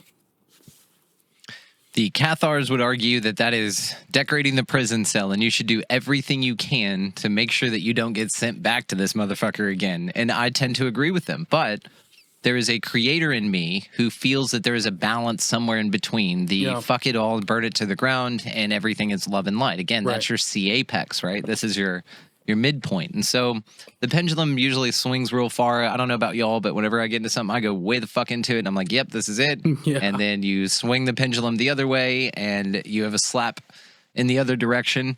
And it's just an interesting process, man. I think it gets, more complicated is what I've found, but it's in a simpler way, it gets more complicated. You can see it easier. You know what I mean? So then it's just up to discernment and really just choices at that point, because there's no sort of like, am I being bamboozled? You're like, yeah, clearly this is bullshit because I can feel it. I know this. I've seen all the sides of it. I need to know to make this mind up at this point, which I'm always open to change. And you just stand in your power, dude. You know that you're not a palatable entity for them. You let your light shine so fucking bright, knowing that you're in a prison, knowing that it's for fucking nothing, knowing that maybe NPCs are running around, lizard turds driving your mom. Just shine your fucking light, don't be bitter, because you're going to be palatable to those motherfuckers. That's how you do it. You just taste like shit. And how do you do that? Don't buy into any of it. Don't feed it. Beautiful. 100%. I mean, I think last year, before we rebooted the show, I was in a similar place where you were.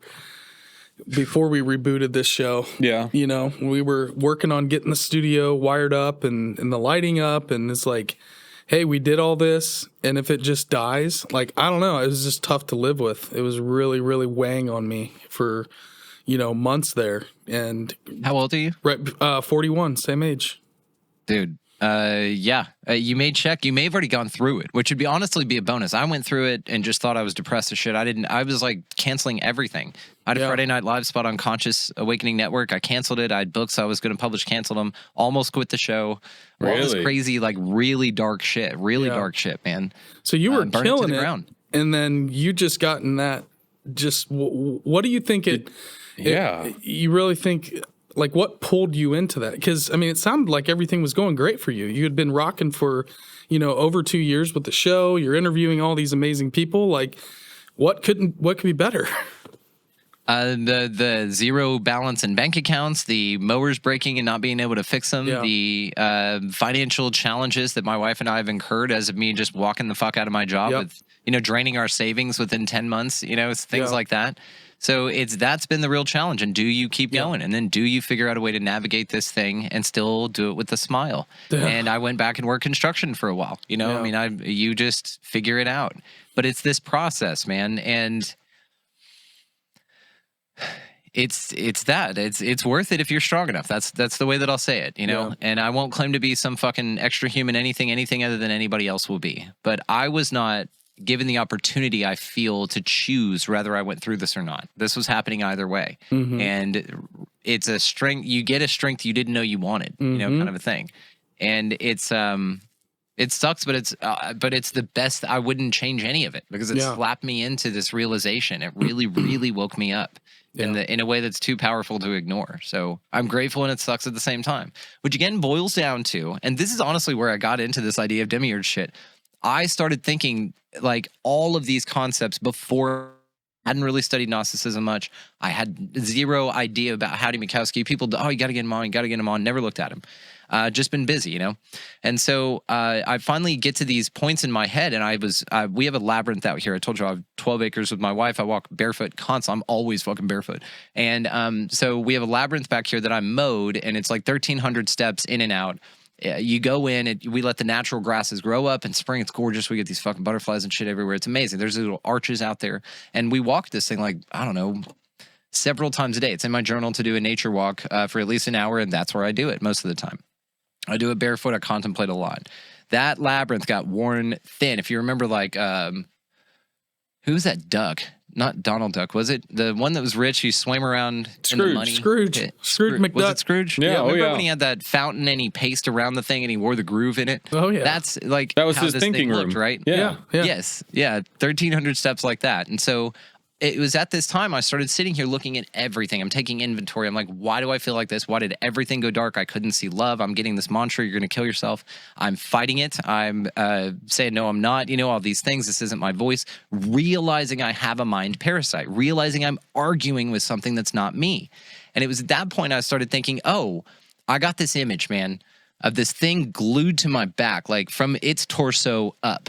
And it's glued to my back, hanging over me, pumped about every time I get frustrated, pissed, it sees my bank account go to zero, my wife has a panic attack because of what's going on, pumped and just loosh all day long. And it got everything it wanted out of me. All it needed to do was to keep a carrot in front of me that was called whatever I'll believe in next. And that carrot kept me going through this grind machine that kept it and amplified it. And once I saw things that way, that's when everything switched. I just went into this horrible, huge, deeper depression after that and vowed to just get this fucking thing off me in any way I could. I fed it for a while knowingly.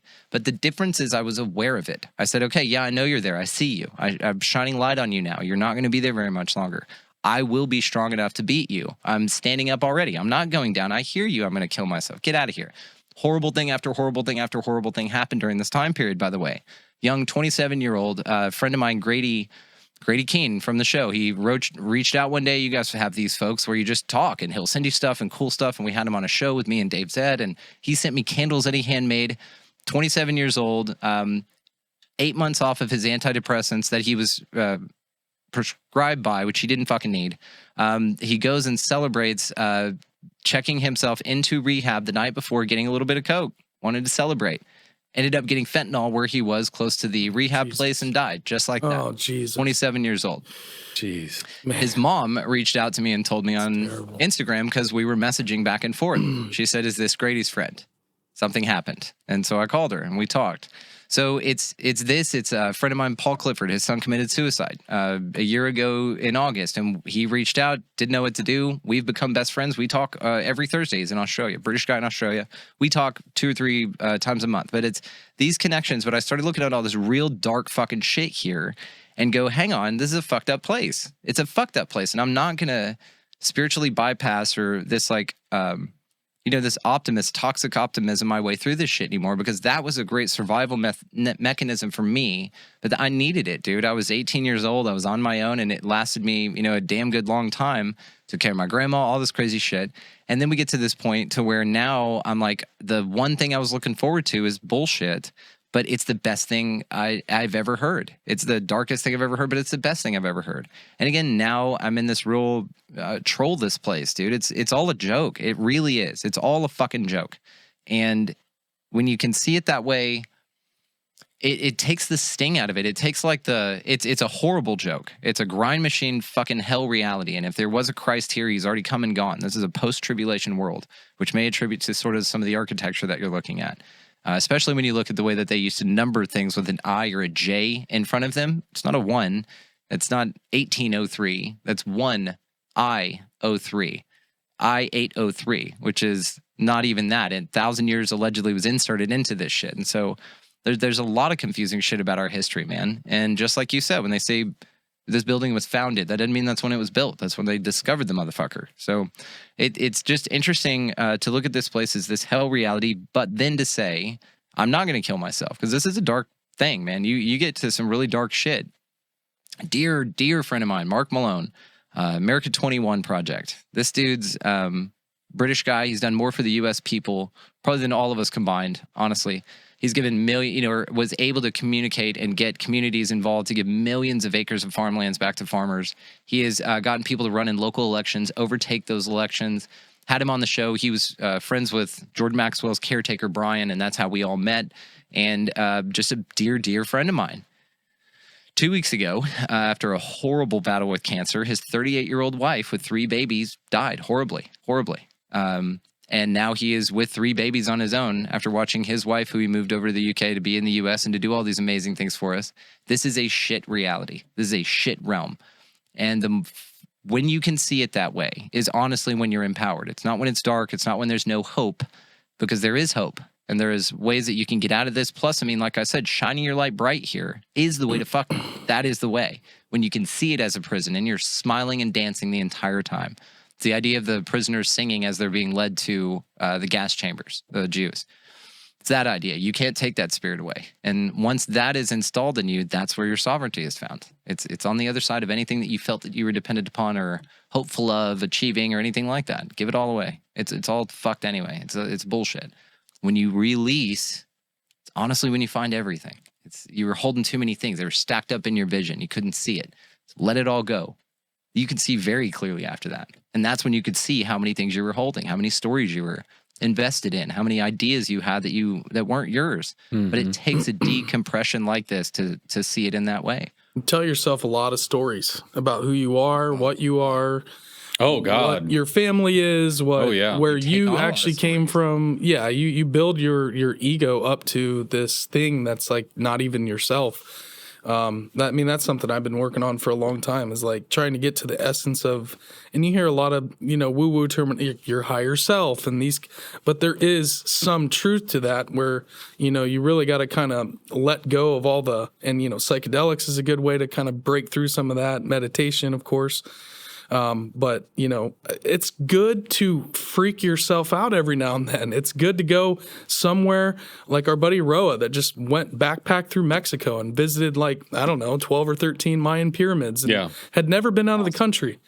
And, we had him on the show and told his whole story about taking mushrooms and going underneath one of the pyramid complexes in this cave system and meditating and, feeling the hum of the earth and coming out of the cave, and there's the pyramid.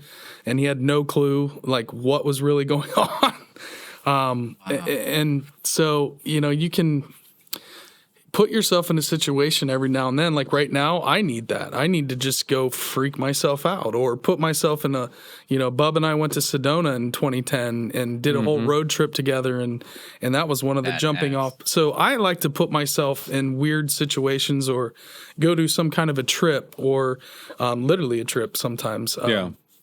To just shake yourself out of this day-to-day routine. And like you said, patterns.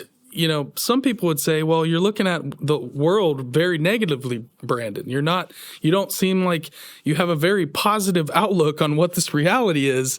But that's reality to me. I mean, look around.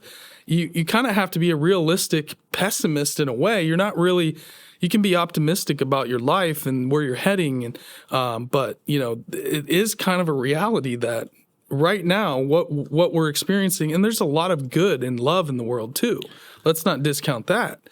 I think it's just about living it rather than the story that this is how it's going to be when you live it. Yeah. Why can't I? It's like Forrest Gump. Who are you going to be when you grow up? It's like, aren't I going to be me?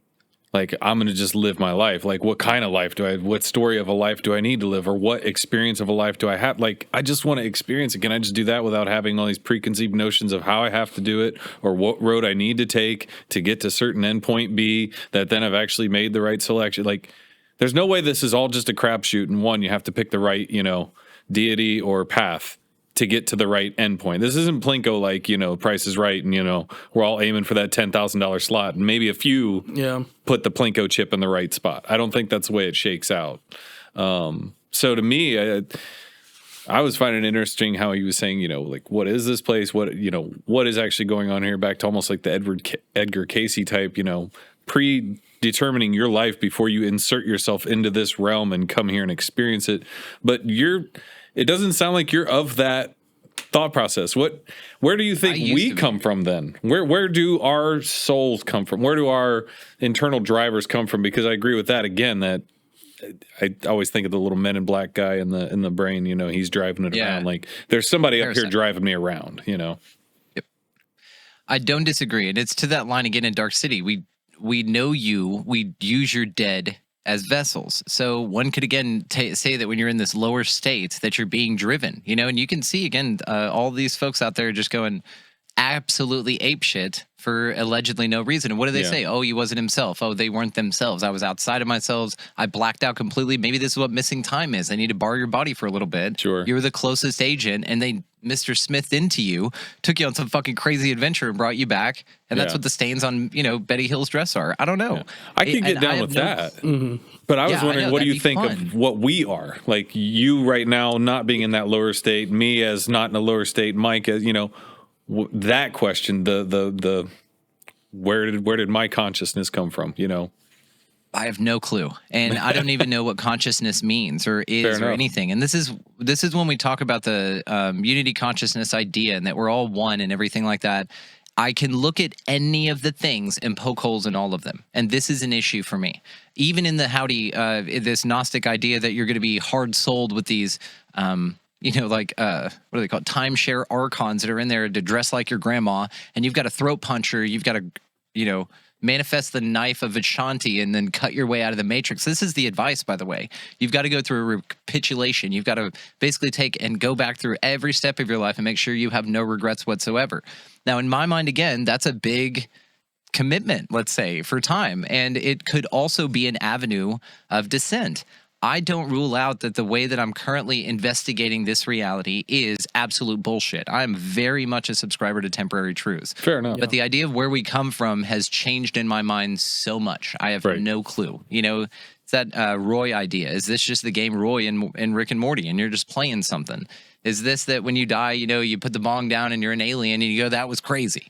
Is it a simulation in the running ancestor simulations, as Nick Bostrom, says, and this is just that. And I have issues, though, with anything in any direction that I think about it, just like I did with religion. When you look at it, I don't see a reason why God would give you free will, punish you for all eternity. I don't see why God would create a hell knowing past, present, and future and send this many souls to a place destined to go do so anyway. The Bible's been picked through.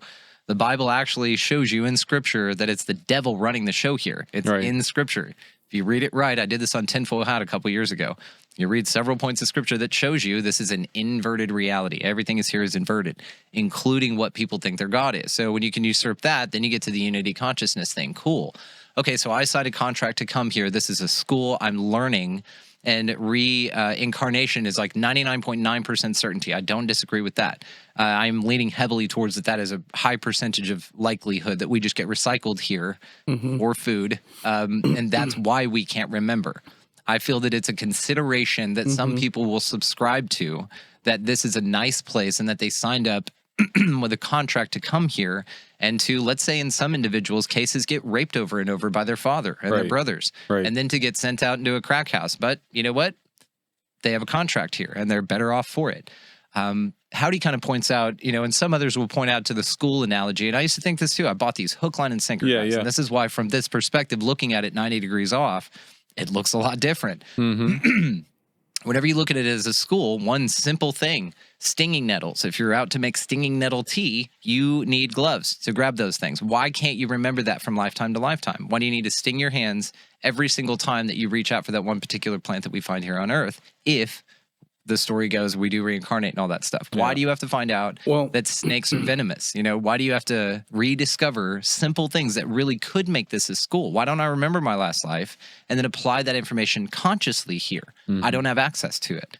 Right. And that's kind of the whole idea of ascended masters, whether it's Buddha, Jesus, you have, I'm sure you've come across this kind of stuff in New Age, like the White Brotherhood material and some of the Blavatsky stuff where they're, talk about Metatron and these beings that were flesh and blood, whether it's Thoth and all these kind of Atlantean type beings or Horus or Osiris, where you're done reincarnating. Once you've achieved a certain level of consciousness, now you can come back into the earth, and these beings come back over time. They give us knowledge, they give us architecture, they give us these things, but they can remember because they went through the hero's journey and ascended into this higher consciousness realm. So when they're born back here, they remember all those memories, whereas we're constantly being recycled and we have to figure it out all over again.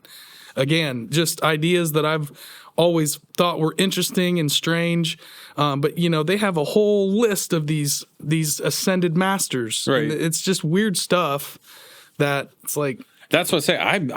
I'm of the subscription that I just at this point I think I've checked out so many things that I just don't know anymore. No. Yeah. Because I could, like you said earlier, like you could get down with this, you could get down with that a little bit. You can see the flaws from this far away in that, but you can take little pieces to borrow from each of them. And even religion, I'm not a very religious person, but I'll take a little bit from here or there, right? But I'll shoplift anything that I think is a good quality or characteristic or trait or mantra going forward, right? That if I can use those and build them together for my journey up the pyramid ascension, right? But I really, I don't know. I don't know what the game is. I don't know if it's a school that I'm being recycled through for to be a food source for. I don't know if we're just a game in hell. I don't know if already? we're a reality show for aliens. Like I don't know. Simulation. I just don't know. Seems more likely that we're in some kind of a simulation. I mean, if all the new stuff coming out with, but I know that I feel like I'm something. I feel like I'm unique. I feel like whatever I am, and I know that you are inside you and as well, right? Like even for the people that I think are NPCs, maybe they're just, that's their quality. I don't know. I don't know how to put it, but I can't wrap my head around the finite concept of I pass away and this is it. And I really can't understand infinite. So where's in between that makes me feel okay about? It just goes black. I don't understand the time. Like time is probably one of the biggest things to wrap your head around. Even beyond, is there another life or this or that? Time's if not there real. is that just one more life? Do you get 2 or 3 more lives? What do you know what I mean? Like when does it stop? Because nothing really stops. We go to sleep, we wake up, the day's still going, right? Like we take these little pauses, but since the word go, everything's been running, right? For us. How deep do you want to go? I want to go deep. The only thing that you can prove for you is what you see. So right now you can't prove I exist at all. Right now you can't prove anything outside of your vision that you see is real at all. You're seeing a reflection in a monitor showing you what's behind you, but that might not be true at all.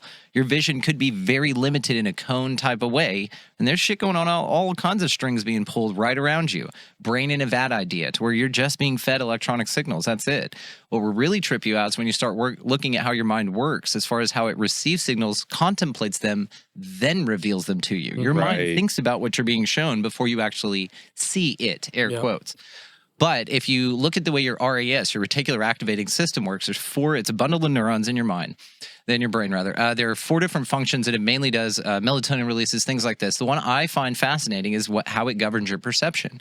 And how it does so, the clinical definition for this is that it filters out useless information as to highlight or present useful information. Now, the only challenge with that, accepting that is that sounds good. It's what it does, but the challenge is the 2 subjective words were being used there, useful and useless. Used to determine what that is. Your tip of your nose is visible to you all the time, 100%, but none of you consciously see it because your RAS, your reticular activating system, finds it useless, which I think most of us would agree, but it's still there. but it omits it from your perception as to not be a distraction from your experience. But who's to say what's a distraction from your experience? Now, if you focus on it, you can glance down and now you can include the tip of your nose in your vision anytime you'd like. But it's omitted on purpose by your mind, unbeknownst to you unconsciously. If you look at things this way, then you're saying, okay, well, what's useful and what's useless? Once you redefine those things for you, that's when your reality changes. And this is where they will get you with the things of, oh, your reality would change what you want me, you can manifest and all this. Because yes, biochemically, when you start to look around, you will change when you change the way you look at things, the things you look at change, right? That Dwayne Dyer quote. And it's accurate because let's say, for instance, we all know this, and it's not just your phone doing this. You can do this in the wild out here. You're shopping for a car, right? Let's say it's a blue Tesla. It's just a great example. You don't see many blue Teslas, okay? But if you're shopping for one, you're going to see them driving around all over the fucking place. Why is that? Did you manifest it into your reality because this is a simulation? Or were there that many per capita driving around, but your reticular activating system is now more active to them, and so it picks them up and omits things that are useless because, like other cars, perhaps other colors of Teslas, because it finds it useless information. It's not what your mind's on.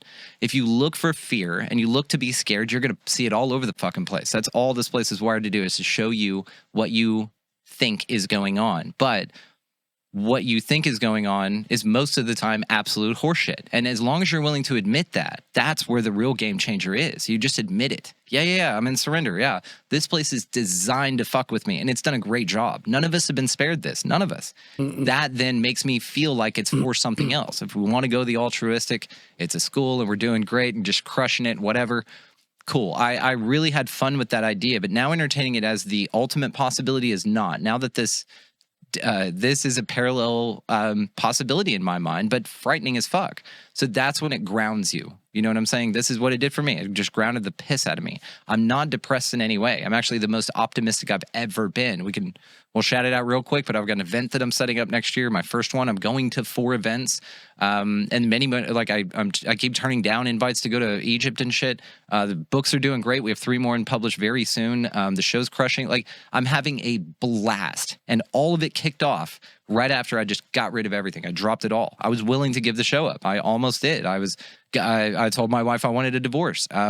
There's like everything stripped away, guys. But it was at that point, that's when I could see it very, very clearly. And I was shown that the happiness I had wasn't real. It was false as fuck. And it was based on an ideal that was so inaccurate that just to entertain it further was the reason of my despair. And so I just abandoned it altogether. And that's when things changed. Nice. Wow. That's wild. That's so wild. I'm so happy for you, man. Yeah. Thank you. Like, yeah. And, I know everybody's going through their own shit. And it's all of us experience Reach out, y'all. how shitty everything is around you and how bad it may seem. But it's different for everybody in a different way. And I can look at Bub or you and go, well, your problems aren't near as bad as my problems. But as they say, the worst thing that's ever happened to you is the worst thing that's ever happened to you. You can't. Yeah. It's hard to understand or really. Subjective. Yeah, for sure. But it is. Like you're saying, you're like, is mine worse or theirs isn't as bad? Like, it's all about that. Like, it's all relative. Right. But the big thing too is like to not like, that's where the whole, like, don't compare yourself to people. You can in some ways, but if you start thinking like, oh, my life sucks because somebody, like, that's the Facebook trope. That's the Instagram trope. Everybody's smiling in their pictures or this or that. And like, they get done snapping that picture and they go right back to grinning, frowning, whatever. They're like not happy in the photo. You're being sold a fake reality and a lot of that stuff that then makes you like feel like your life is less adequate or something. That's why I got rid of Facebook. I don't look at that kind of stuff. I don't care about that. But it messes with your head too of like, how do you weigh that out? The way that it used to work for me was just going into work. And then I would see people that were in way worse shape than I was because I was working in a hospital and they were very sick people. And that instantly every day was like, it was tough though, because then I couldn't have any problems. I couldn't feel bad for myself. Right. Because I'm working with people that definitely are in a worse state than I am. Yep. So I left myself no ground to feel bad about anything. It was really interesting. But it's a self-imposed trap. Yes. He was trapped. All of these are. Everywhere you look, it's not real. Everywhere you look. And as long as you can, again, see it as not real, you call bullshit on it, it fades away like the scuttery little nasty thing in the dark. You just go, fuck off, I see you. Well, I quit my job. I know how you're fucking mean. Yeah. Yeah, see? Exactly. You'll free yourself from these things little by little, and it's these little victories that are what to hang on to. And really just go through and troll this motherfucker. I'm having a blast now. I've got a little fart thing I told you all about here. For the audio-only audience. There you go. It's this little pooter tutor. You can get them online. Great in elevators. Highly recommend. It's just a little thing. You can look up Leslie Nielsen doing this on interviews he was on, so I'm grateful to carry that tradition on here. But really, it's just about trolling this place. It's about having a blast with it because it's so fucking fake. And to know that the monsters or the whatevers have to create such an elaborate reality to fool you tells me, with no reason to believe so, that you are extremely powerful and that you are dangerous as shit. Now, I've never felt more dangerous now, is because I'm so, and this is not like tooting horns. This is like seeing this place in a empowering light. And maybe you don't need to take this path through the darkness to get to that point. Some people may just possess this, but really seeing the balance, because I swung the pendulum hard both ways. I was for it, dude. I was going all in on this shit. But on the other side of it is this fun, light, oh, you don't have to take this place so seriously. Oh, I do see it that way. I'm just not going to be a participant in it.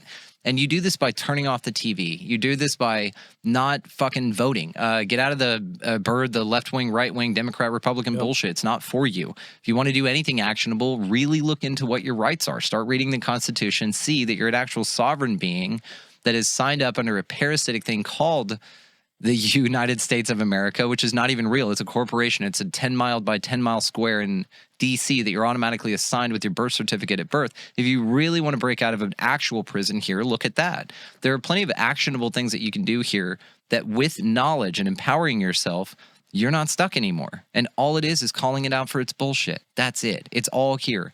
When you really start to go down the trail of this sovereign thing, and I'm not going to say sovereign citizen because those two words are that's an oxymoron. A citizen is a slave. Right. And so when you start seeing this and you go down that, you start seeing ways out. You're just like, holy shit, this is a voluntary system. I'm signing up for this, but I wasn't aware of it.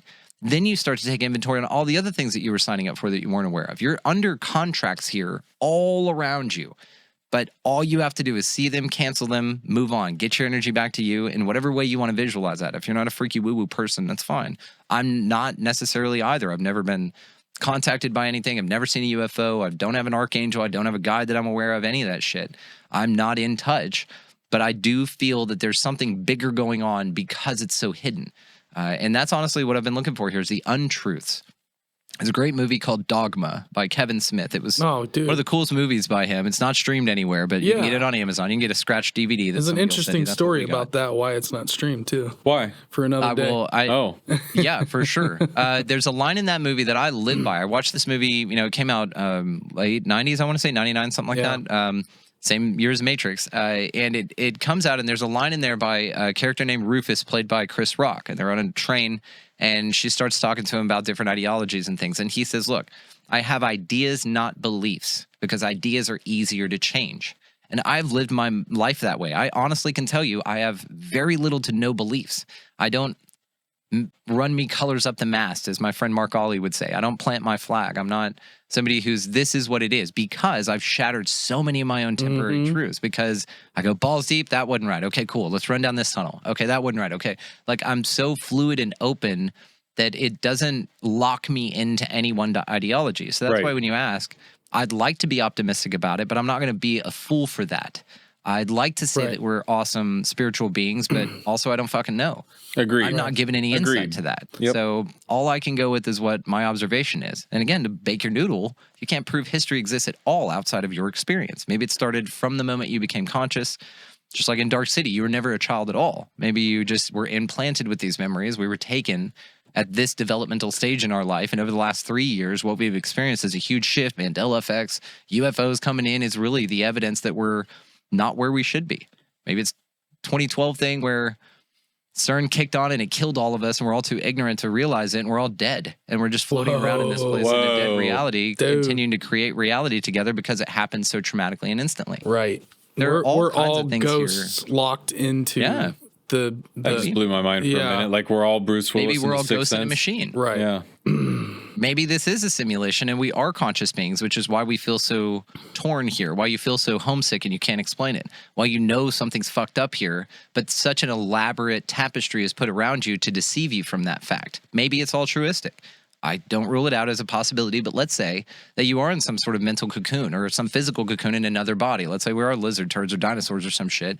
We chose to come in and play this game because we're actually in some stasis and we're traveling from one place in the universe or a dimension or a galaxy to another, but it's such a long distance that we have sort of this cryo chamber idea. You're then given a mental game to play, and that's what we're doing here. But it also powers the ship, which is what the Loosh component is. Holy so smokes! maybe that's what?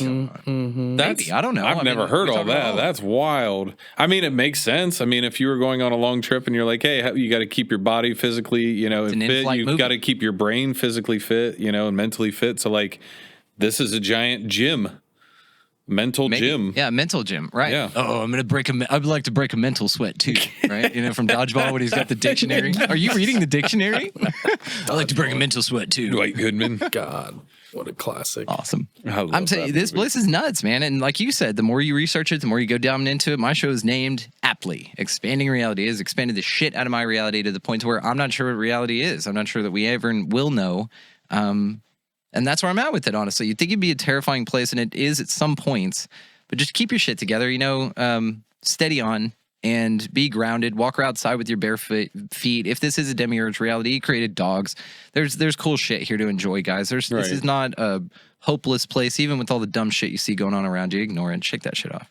You're fucking so much more powerful than that. I was thinking, too, it's interesting because you're saying, that we can look on kind of the macroscopic level of, like, we look out to the cosmos and what's going on and how is all this being created, and then we can go and do what you did earlier, which you said earlier, which is look inward, which really reminded me of Nietzsche, and he talks about the labyrinth of the human mind, and going within that labyrinth of the human mind is the Minotaur. And as as man descends into his own mind, he finds his own demons and monsters in these dark pathways, and that's why most people do not like to introspect. No. They do not want to look at themselves. They don't want to break themselves down. And so I think that's a very good starting point. And then you can go and look out a little further once you've dealt with yourself and gone internally, because I've done the same thing. That's what 95% of bad, quote, bad trips are.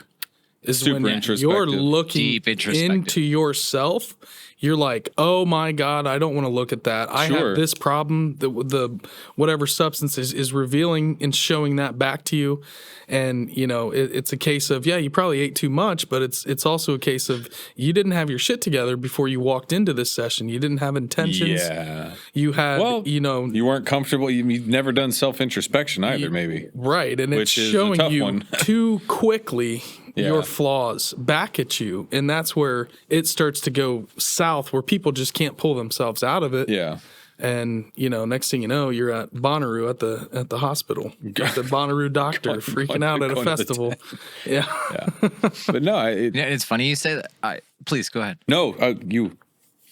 I was just going to say I'm not doing psychedelics anymore. I'm on cannabis, caffeine, nicotine. That's it. That is where I'm at. I don't take pills. I don't any of that kind of shit. I quit drinking 2.5 years ago, and that was the thing.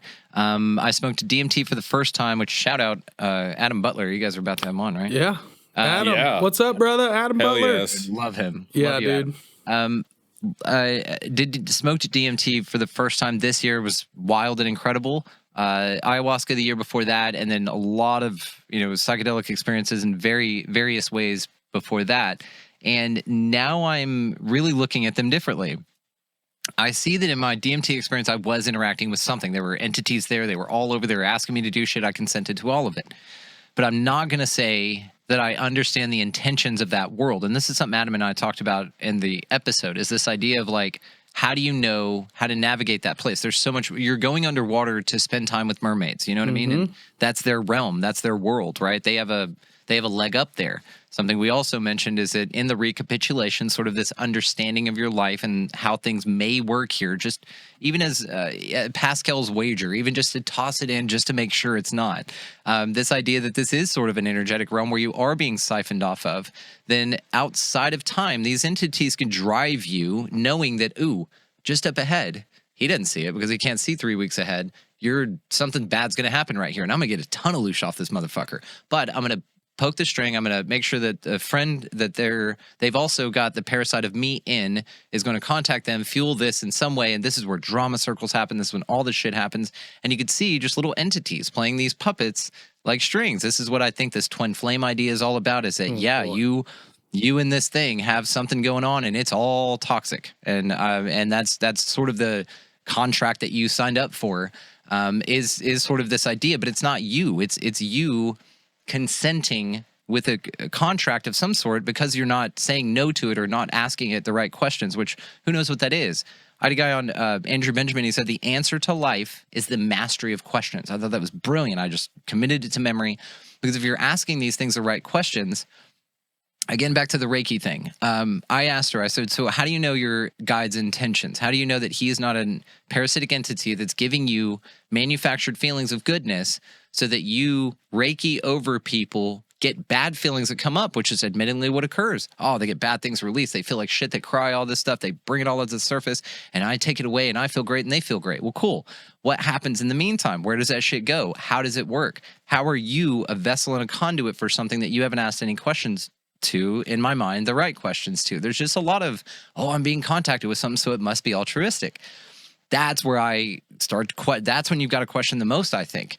They're operating in a realm that they're so familiar with that can manipulate everything in this place, including and not limited to the way you perceive, think, feel, actually hear in your mind. There's an agreement that you make that you are fully driven by this damn thing, and it's going to get what it wants because that's its job. It sets this place up for you to experience these things, but again, outside of time, I think.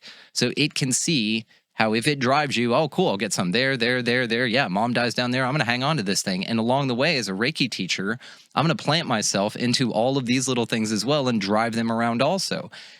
I can't unsee it like this, so therefore I'm not consenting to any more practices of any type. I'm not interested in psychedelics of any type. The last 2 times that I did mushrooms, I hated it. It was full of anxiety. I've never had that happen. It feels like I outgrew the realm is what I'll say. I don't doubt it's you've heard the call, you got to hang ability. Up the phone. Yeah. Maybe that's it. You know, it did tremendous things for me, and I credit my perspective to that and all of that, but I am not doing psychedelics anymore. It's just now, is this like is this a permanent, or is this like, you know what? No, nothing's permanent. It's a temporary truth. It's just where I'm at for now. You know what? I should have known better than to even ask a question like that with you from what you laid on us the whole time. I should have rerun that one. It's a good question to ask because you need to check, right? The price for freedom is ever vigilance. And if I'm inconsistent with my answers, then you'd be able to tell some really revealing things there. And so that's a fair point. That's a fair point. I don't, so check me. I don't mind. Well, I do want to ask you. I don't mind saying I want to ask you one thing for sure, because we've talked about a lot of it, but we haven't really discussed about it. Like, so we've touched on trying to figure out what we are, what this place is. What, with all of the conversation going on, do you feel about the possibility of there being non-human intelligences, entities, other life forms? What does that do to your equation when you start to bring in, are we not alone? Does that change your perspective on it as far as the overall thesis, or does it, do you know what I mean? Does it change things for you? Because I do know what you mean. Go ahead, please. No, that was all I had on that. I do know exactly what you mean. And actually, do I have the ability to share screen here? Is that a thing we can do? If not, don't worry about it. This is on the fly, so don't worry about it. Yeah, I don't think. How about this? Let's just ask this question. Where do you guys lie on the really, because I feel that this question about the extraterrestrial phenomena is a question about what reality is itself. So you're asking the right questions, absolutely. Fair enough. So let's just explore a couple of those. So if for the globe model folk, if you're thinking we're a ball in space and that's NASA's got its shit together, it's doing the right thing and you're pumped about it, and we're a ball in space, then the idea that other things can come to this place from other planets is where you start, right? You start with this nuts and bolts concept of that we're on a planet. Other things, there are obviously maybe other planets out there. We could see a moon, so there has to be other things. So therefore, it gives you the idea, presupposes in you mentally and reinforced in society that this is an expansive place. It's a never-ending space, and there's gravity and all kinds of shit going on. And we went to the moon. The moon's a place you can go, and we went there. If you follow all of that, then there are a few options you can entertain. You've got the coming from somewhere else, nuts and bolts perspectives, which eventually you're going to hop out of that and see that the paranormal's in some way tied to this as well. And then you're going to get into the idea that it's interdimensional, which then will lead you to time travel. Having Dr. Michael P. Masters on, like, first year, dude, it was awesome. His book, Identified Flying Objects, talks about this, and he's a biological anthropologist. So he talks about humanoids and all that kind of stuff, and he anthropomorphized anthropologically that these things are us from the future. Yep. So if you take that into account, now we've got time travel involved. Now, I asked him the question, I said, well, what if, what if it is time travel, based on your thesis, and all the nuts and bolts people are being told that they're from Zeta Reticuli or Pleiades or whatever, because it's far and vast and we can't get there because science says we can't. And so it doesn't matter that they tell them that, but also it hides the fact that there's a technology called time travel, which would change everything, right? It only takes somebody a couple of seconds to think about the implication of what that would do. And so if you ponder things in that level, then yeah, there's a lot of deception even from these entities themselves, whatever that is. I don't trust any of it, okay? I do lean more on that it's archons in suits, basically. They're just jinn that have changed into something that you expect to see. This is why people standing next to one another will have two completely different stories or observations to relay back after the experience is over. Oh man, I saw this demon. It was fucking crazy. My Christian friend said, oh, I saw this demon and it was wild. My other non-Christian friend said, no, I saw an owl. It was standing right there, and then it turned into a gray. So their ability to apprehend your perspective for everything in the phenomena, even with two witnesses standing there, to be subjective like that. What is that about? It's unaltruistic is what it is in my mind, first and foremost. If you've got to hide, what the fuck are you doing? Right. Same with like God and Messiah and all that shit. I feel like if you've got to hide, what's going on? So this is why, again, it's sort of, I'm, again, not a direct contactee, so I don't have some sort of good feeling to fall back on here. But I have a powerful feeling to fall back on that I'm not affected by it negatively. So when looking again at the UFO phenomena and these entities and all of that shit, maybe it's somewhere in between all of that. Again, maybe it's just archons phasing into this place. Boom, boom, boom. This is what we look like for now. Boom, boom, boom. Another thing, if you follow sort of the idea that time travel is real and that stacked time, which is one, I think, more efficiently way to look at it. Mike Ricksecker, also amazing dude, talks about this in his latest book, Travels Through Time. He's great. And he talks about this stacked time idea to where it's really stacked on top of each other. And this is where you get ghosts and imprints and things like that, possibly UFOs as well, is because they're just phasing in to this time. It's almost like a low-tech thing, or maybe there are points on the earth to where this can occur. And you can sort of see different realms or different times where, like, let's say a Bigfoot was walking around, but really it's a million years in the future from now. But you're getting a glimpse of it because there's a time phase and stacked time. And for some reason, there's a hole right there and you can just see it. The other idea to this would be that it's all military, that there's no such thing as extraterrestrials at all, and that it's a closed system, if you do believe in flat Earth, or that it's a globe and we can't do anything, and that the military has made up and invented this entire story and is using it for whatever, psychological, like anything else here. It's perception management. And so, which is what the whole disclosure thing is. It's all perception managed, which is why the military talking about it. They're already positioning it as a threat, which will tie into Project Bluebeam and shit, right? It's so many theories, and I've loved them all. I love them all. It could be any of it. It could be none of it. It could be all of it. One of the things, though, I was going to pull up here that maybe you guys can just check out on your own is Terra Infinita. I've got the book somewhere back there where I'd grab it, but it's got a picture of what looks like a cell, like a cellular body under a microscope with all these little things in it. When you zoom in on it, you realize that what the author and artist are depicting is their version of a possibility of what this realm is, which is more of a cell, which then leads to this fractal nature of as above, so below, right? And if you look at it that way, the way that he's got it laid out, it includes Earth in the Asimov sort of middle Earth. We're here, and then the ice wall, and then another landmass and an ice wall, and then circles, though, outside of that are considered extra land, which is what extraterrestrials are, right? They're from extra land. So if you're picturing it this way, then this is an infinite plane in either way, okay? More of a simulation if you want to look at it like that. I think that we have trouble conceptualizing this just due to the programming, and it's so fucking good. And so when you can entertain these things, even just as a philosophical concept, oh sure, then you start to say extraterrestrial may be something just right over here, flying over here. And yeah, there is a place called Mars, but it's a landmass over there with these weird-looking creatures, and they do have technology. But everyone agrees that us here where we are It's sort of like that movie, The Village by M. Night Shyamalan. Have you ever seen that? Yep. No fly zone over it. They have a certain narrative that all the people have to talk about. So if you were a Pleiadian that lived just over the ice wall from a place called Pleiades, you have a contract to come fuck with or genetically alter, or it's your sex slave, and so you knock it out and fuck it or whatever, which there are stories of that. Then that's your deal with it. Then whenever you interact with it, then you go tell Billy Meyer, hey, we're not from a landmass over here. We're from a star way the fuck out there. And you can't get there because we're on a spaceship and shit. But it's not the truth at all.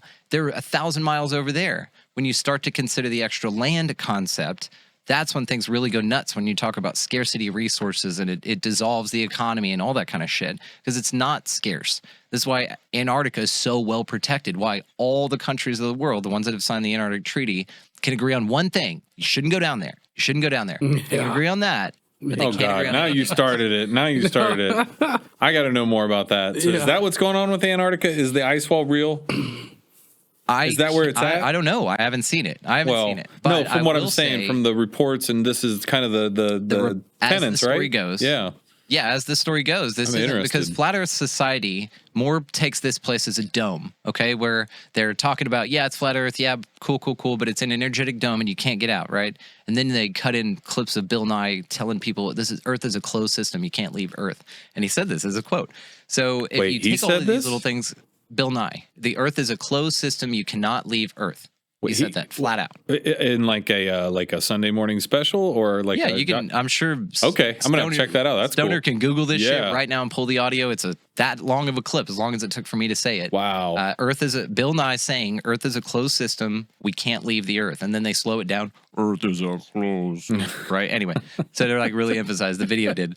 So the idea though that goes is that there is.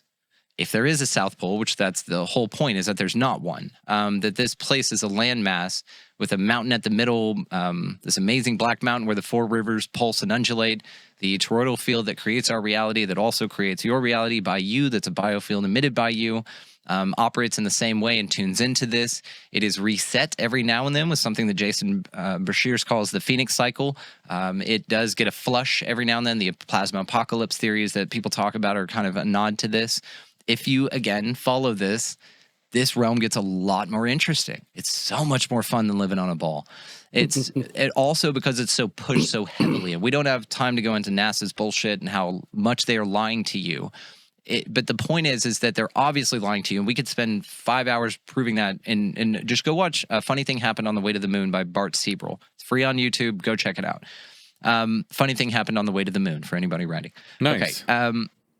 So whenever you start to look at how all of this has been hijacked, then you ask why. Like, I don't know if the Earth is flat or not, but what I do know is NASA's full of shit, and they're lying to you. I don't know why they're lying or what they're hiding. They could be, like the speculation goes, that when Aldrin and all them got up there, that they reported back, oh, I see ships on the crater, they're massive, and they're watching us. That's a quote allegedly from Mitchell. First guy on the moon. Armstrong. Oh, Neil Armstrong. And so... Yeah, and so that's a quote from him. But then again, that could be this bit of leaked information to the folks like you and I who will take it and run with it as our little morsel. We take our little piece and we run into the corner and we go, hey, guys, we got this thing. Just as the last Apollo missions, the secret Apollo missions, the 17, 18, 19, right, or 18, 19, 20.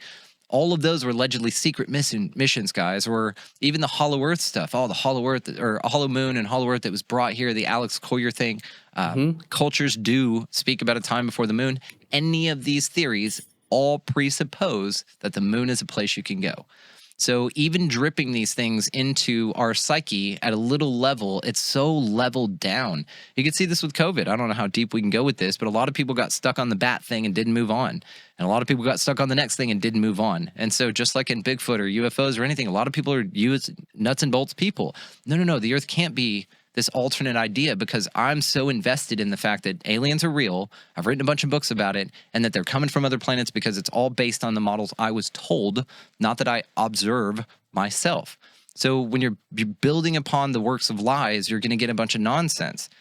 But you're going to get some truth in there too because it's built on lies, and eventually it's going to crumble, just like the never a straight answer shit. That's easy to fake. It's easy to find out. And I don't think they're being altruistic by hiding aliens, which is what some people say. Because again, it presupposes that it's a place you can go, all of those things. No one's talking about the Van Allen radiation belts. But if you can get through that, then if you can't, rather, then maybe the Van Allen radiation belt is a substitution for a dome, even if it's an energetic one, to where we're sort of a Hunger Games. Right. You're stuck here. Yeah, that's what they say about the Van Allen belt. Is that something that encompasses the Earth all around? Allegedly. It's not just... It's 2 layers of thick radiation that they can't go through. And to make a spacecraft that so basically we can't get protected, to Mars. It would be too thick. They couldn't blast it off the Earth. Because it would have to be lead. It would have to be made of lead to block the radiation. But it'd have to be so thick that we wouldn't shoot it into space. It'd be too expensive.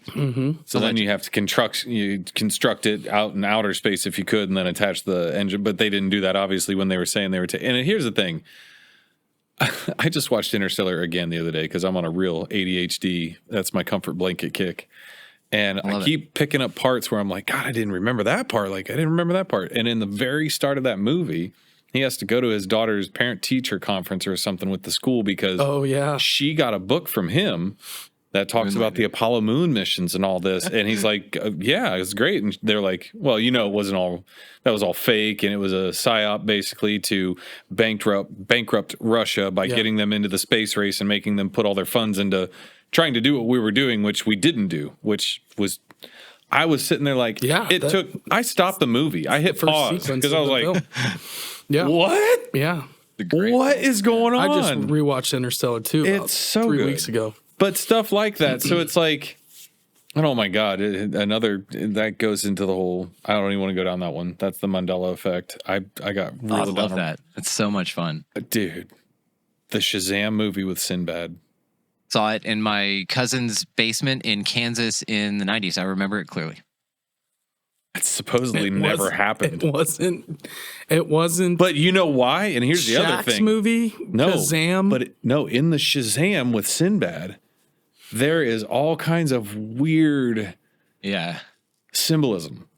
Yeah. And so the you note, can't find Shazam. No, and it never happened. But there's a new Shazam that's like a superhero. That's whatever it is, the Sinbad Shazam that him and I are talking about, we know it happened. People have tapes of it. I feel like I watched it But too. this is where I go, is this one of those internet deep scrubs where they can go on the internet and scrub things so hard that like, there are people that you'll never know about because their name just does not hit the internet type person. Like they have that capital and influence, right? Because they don't want you to know who they are. The Medici families and the Pacers and all kinds of whatever. Maybe they're listening now. But anyhow, the Shazam movie, here was my conception of why I was like, this is why this movie got memory hold and is not real. Because the little trailer clip that I saw that they played from the film, if that's from it, because I never actually saw it. I remember it though coming out and vividly.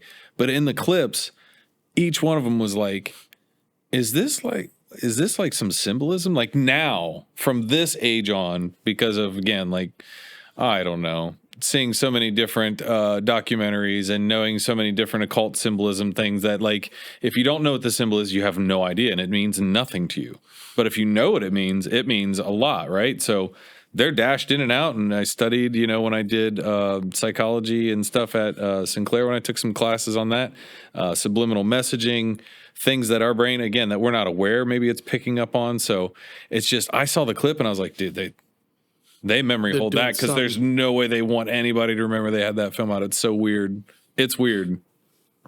And then tie advertising and propaganda to your RAS and your reticular activating system and how easy it is to be apprehended. How you're like, oh, I have a desire for something, but I don't. It was just an advertisement I saw. I don't really want that thing. Like if you really step back and see what's being done and you see the strings being pulled, that's when you're unstoppable. That's when you're dangerous. Have you ever looked into Edward Bernays much?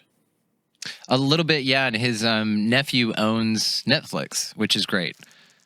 Are you serious? Oh my! That's who owns Netflix. Is Edward Bernays' nephew. That's really interesting because I'll tell you what, that's a long-term family project. Then it is right. Which tells you a lot, right? When you see it in the family, just like the Ghislaine Maxwell and what her dad did for the Mossad. And Robert. Robert Maxwell was. And then even all the stuff with the Laurel Canyon thing with the Rolling Stones. Being dropped in with CIA. And, I just read Secrets of the Canyon. Yeah, I just finished that. Or what was it? God, it's not Secrets of the Canyon. It's something like that. I'm horrible. I'm so sorry for kicking the.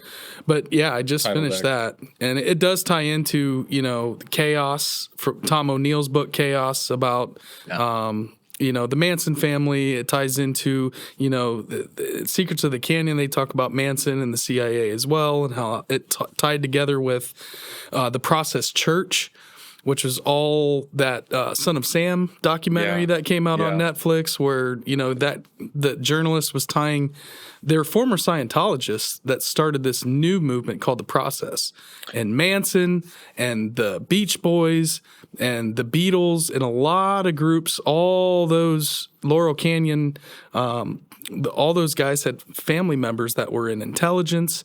Their fathers, like Crosby. I know Morrison's dad. Crosby's father comes from David Crosby. high-level naval intelligence. Mamas and the Papas. Yeah, exactly, and they all the knew shit that each was other. Popular. How They weird all is went that? to kindergarten together. Is it really that weird in retrospect, though? No. Is it? It's perfectly orchestrated, which is why it's so awesome. You can look at it, you can see it. So all of these things that are tied in, step back. Say, what game are we playing here? Even the Mandela effect, guys, it's fun as fuck. We're having a blast talking about it because I have a blast talking about it. It's keys. It's there's something going on with your reality that you're going to pay attention to more than going within and really freeing yourself from this bitch. There's going to be some spectacular things occurring here after this next reset, whatever that is. A lot of folks will say the Jason Burmese or Burmese again. God. A little fatigued here, guys. Anyway, he's talking about the Phoenix cycle and how it's going to reset. Howdy, same thing. Talks about that this is a deep level and it is going to reset. And how whenever these new agers are talking about this 3D to 5D, that's what it is. It's being sold as the new Genesis, right? And Terminator Genesis. Oh, everybody's going to want it. You got to have it. Everybody's going to buy the shit out of this thing. And then it's going to upgrade, and then it's going to deepen you into the game. Yeah, deep level. And AI is running this whole fucking thing anyway, to a level. Maybe you're AI. You can't prove that you're not. You can't prove that you are AI becoming self-aware. There's a lot of people that talk about this and from fascinating perspectives, and it'll terrify the shit out of you. Maybe at night again, you just upgrade. Maybe every time you blink, that's a refresh on the system. Maybe that's the only reason blinks exist. Dreaming is upgrade programming. Maybe. Software maybe it's parasite installment. Maybe it's making sure that you're still programmed to be the way that you are and to suffer the sufferings that you do as a part of this loose trap. Maybe not. Maybe this is an altruistic thing and you're just a badass and you're crushing it here. But it's an interesting insight, again, once you really start to go down these rabbit holes, but don't let it get you suicidal because then they win. That's the thing, is that it's dark as fuck. And I'm not going to sit here and say that it's awesome and it's all roses, because it's not. And the faster you figure that out, actually, the better off you are. There's a lot of false light here. And actually, I'd say that all of it's false. The light really comes from you and you are the source of it. And as long as you can focus on that and shine your light as bright as you can, because you're not going to change anybody's mind by convincing them. You shine your lighthouse so bright that they can't help but run to it in the dark. Like, you're the brightest thing out here.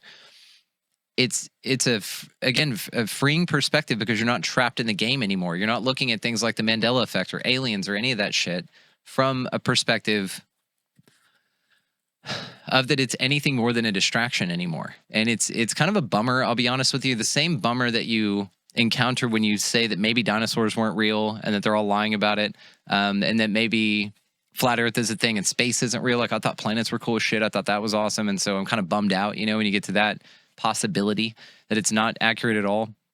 And, you go through these little deaths along the way. It's death by 1,000 cuts. But this is how you survive this place. And you guys are all crushing it. If you're listening to this, you're doing great. If you made it this far into this conversation, it's been a lot. I talk fast. A lot of information. I may have gone down a few rabbit holes and not finished what I was saying. But it's interesting conversations like this that I feel really are the key to something here. I don't know what it is, but it's the key to something.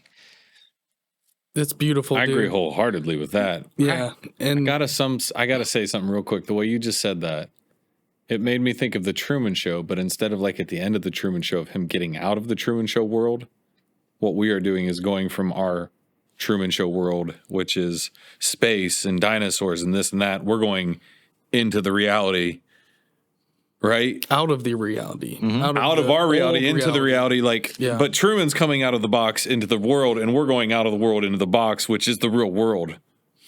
You realize that it's just turtles all the way down, and that it's so all bullshit. Turtle and Island. If you can navigate it and not get nauseous through it, then yeah, you're gonna be fine. Get nauseous every now and puke, man. This place sucks. Scream, rage, fucking.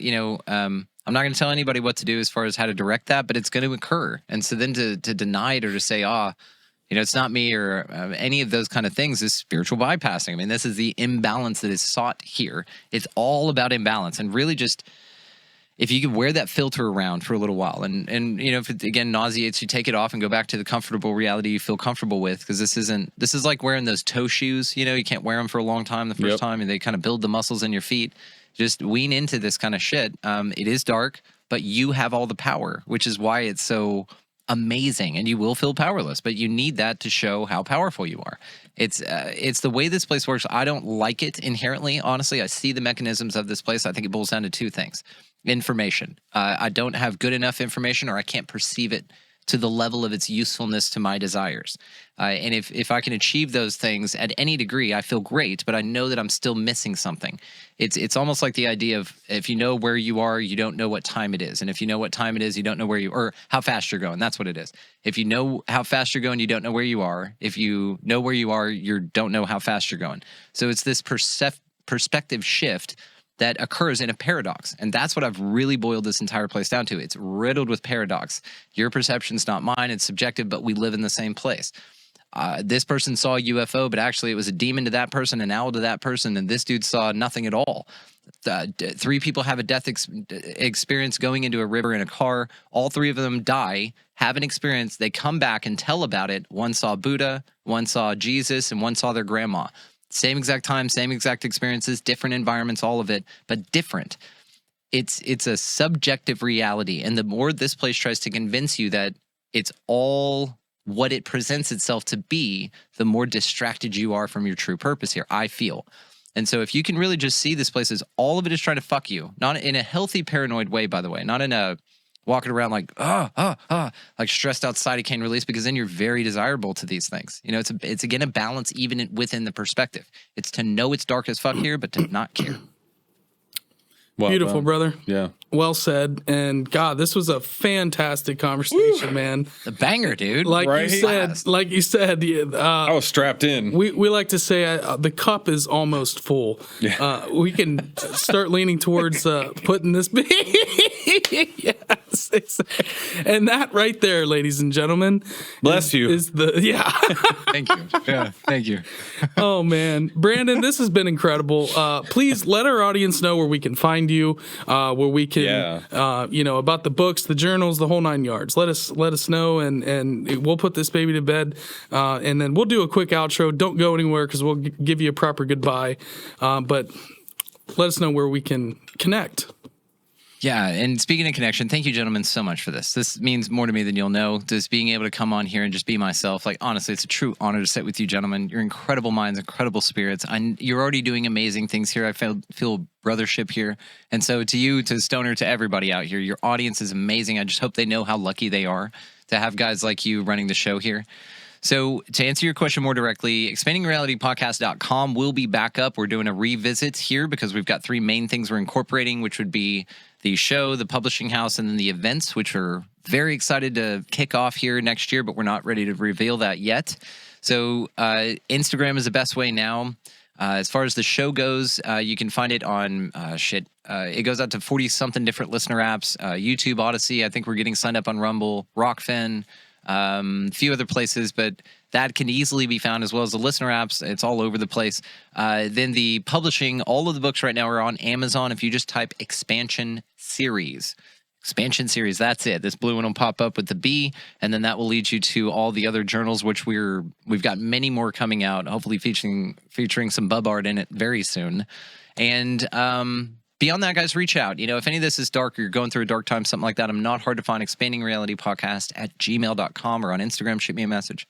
And we'll talk about it, but it's a weird place, and it is both dark and love and scary and fun and all of those things all wrapped up into one. And again, just keep your bearings. Just know that to get wrapped up in it and to hate is to allow them to win.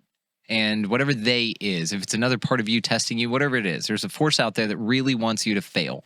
And every time you stand back up and you look at failure as feedback, and that short circuits them. And keep doing that shit. That's one of the most beautiful things you can do. So, gentlemen, again, I can't thank you enough for this. And y'all just, be good to one another.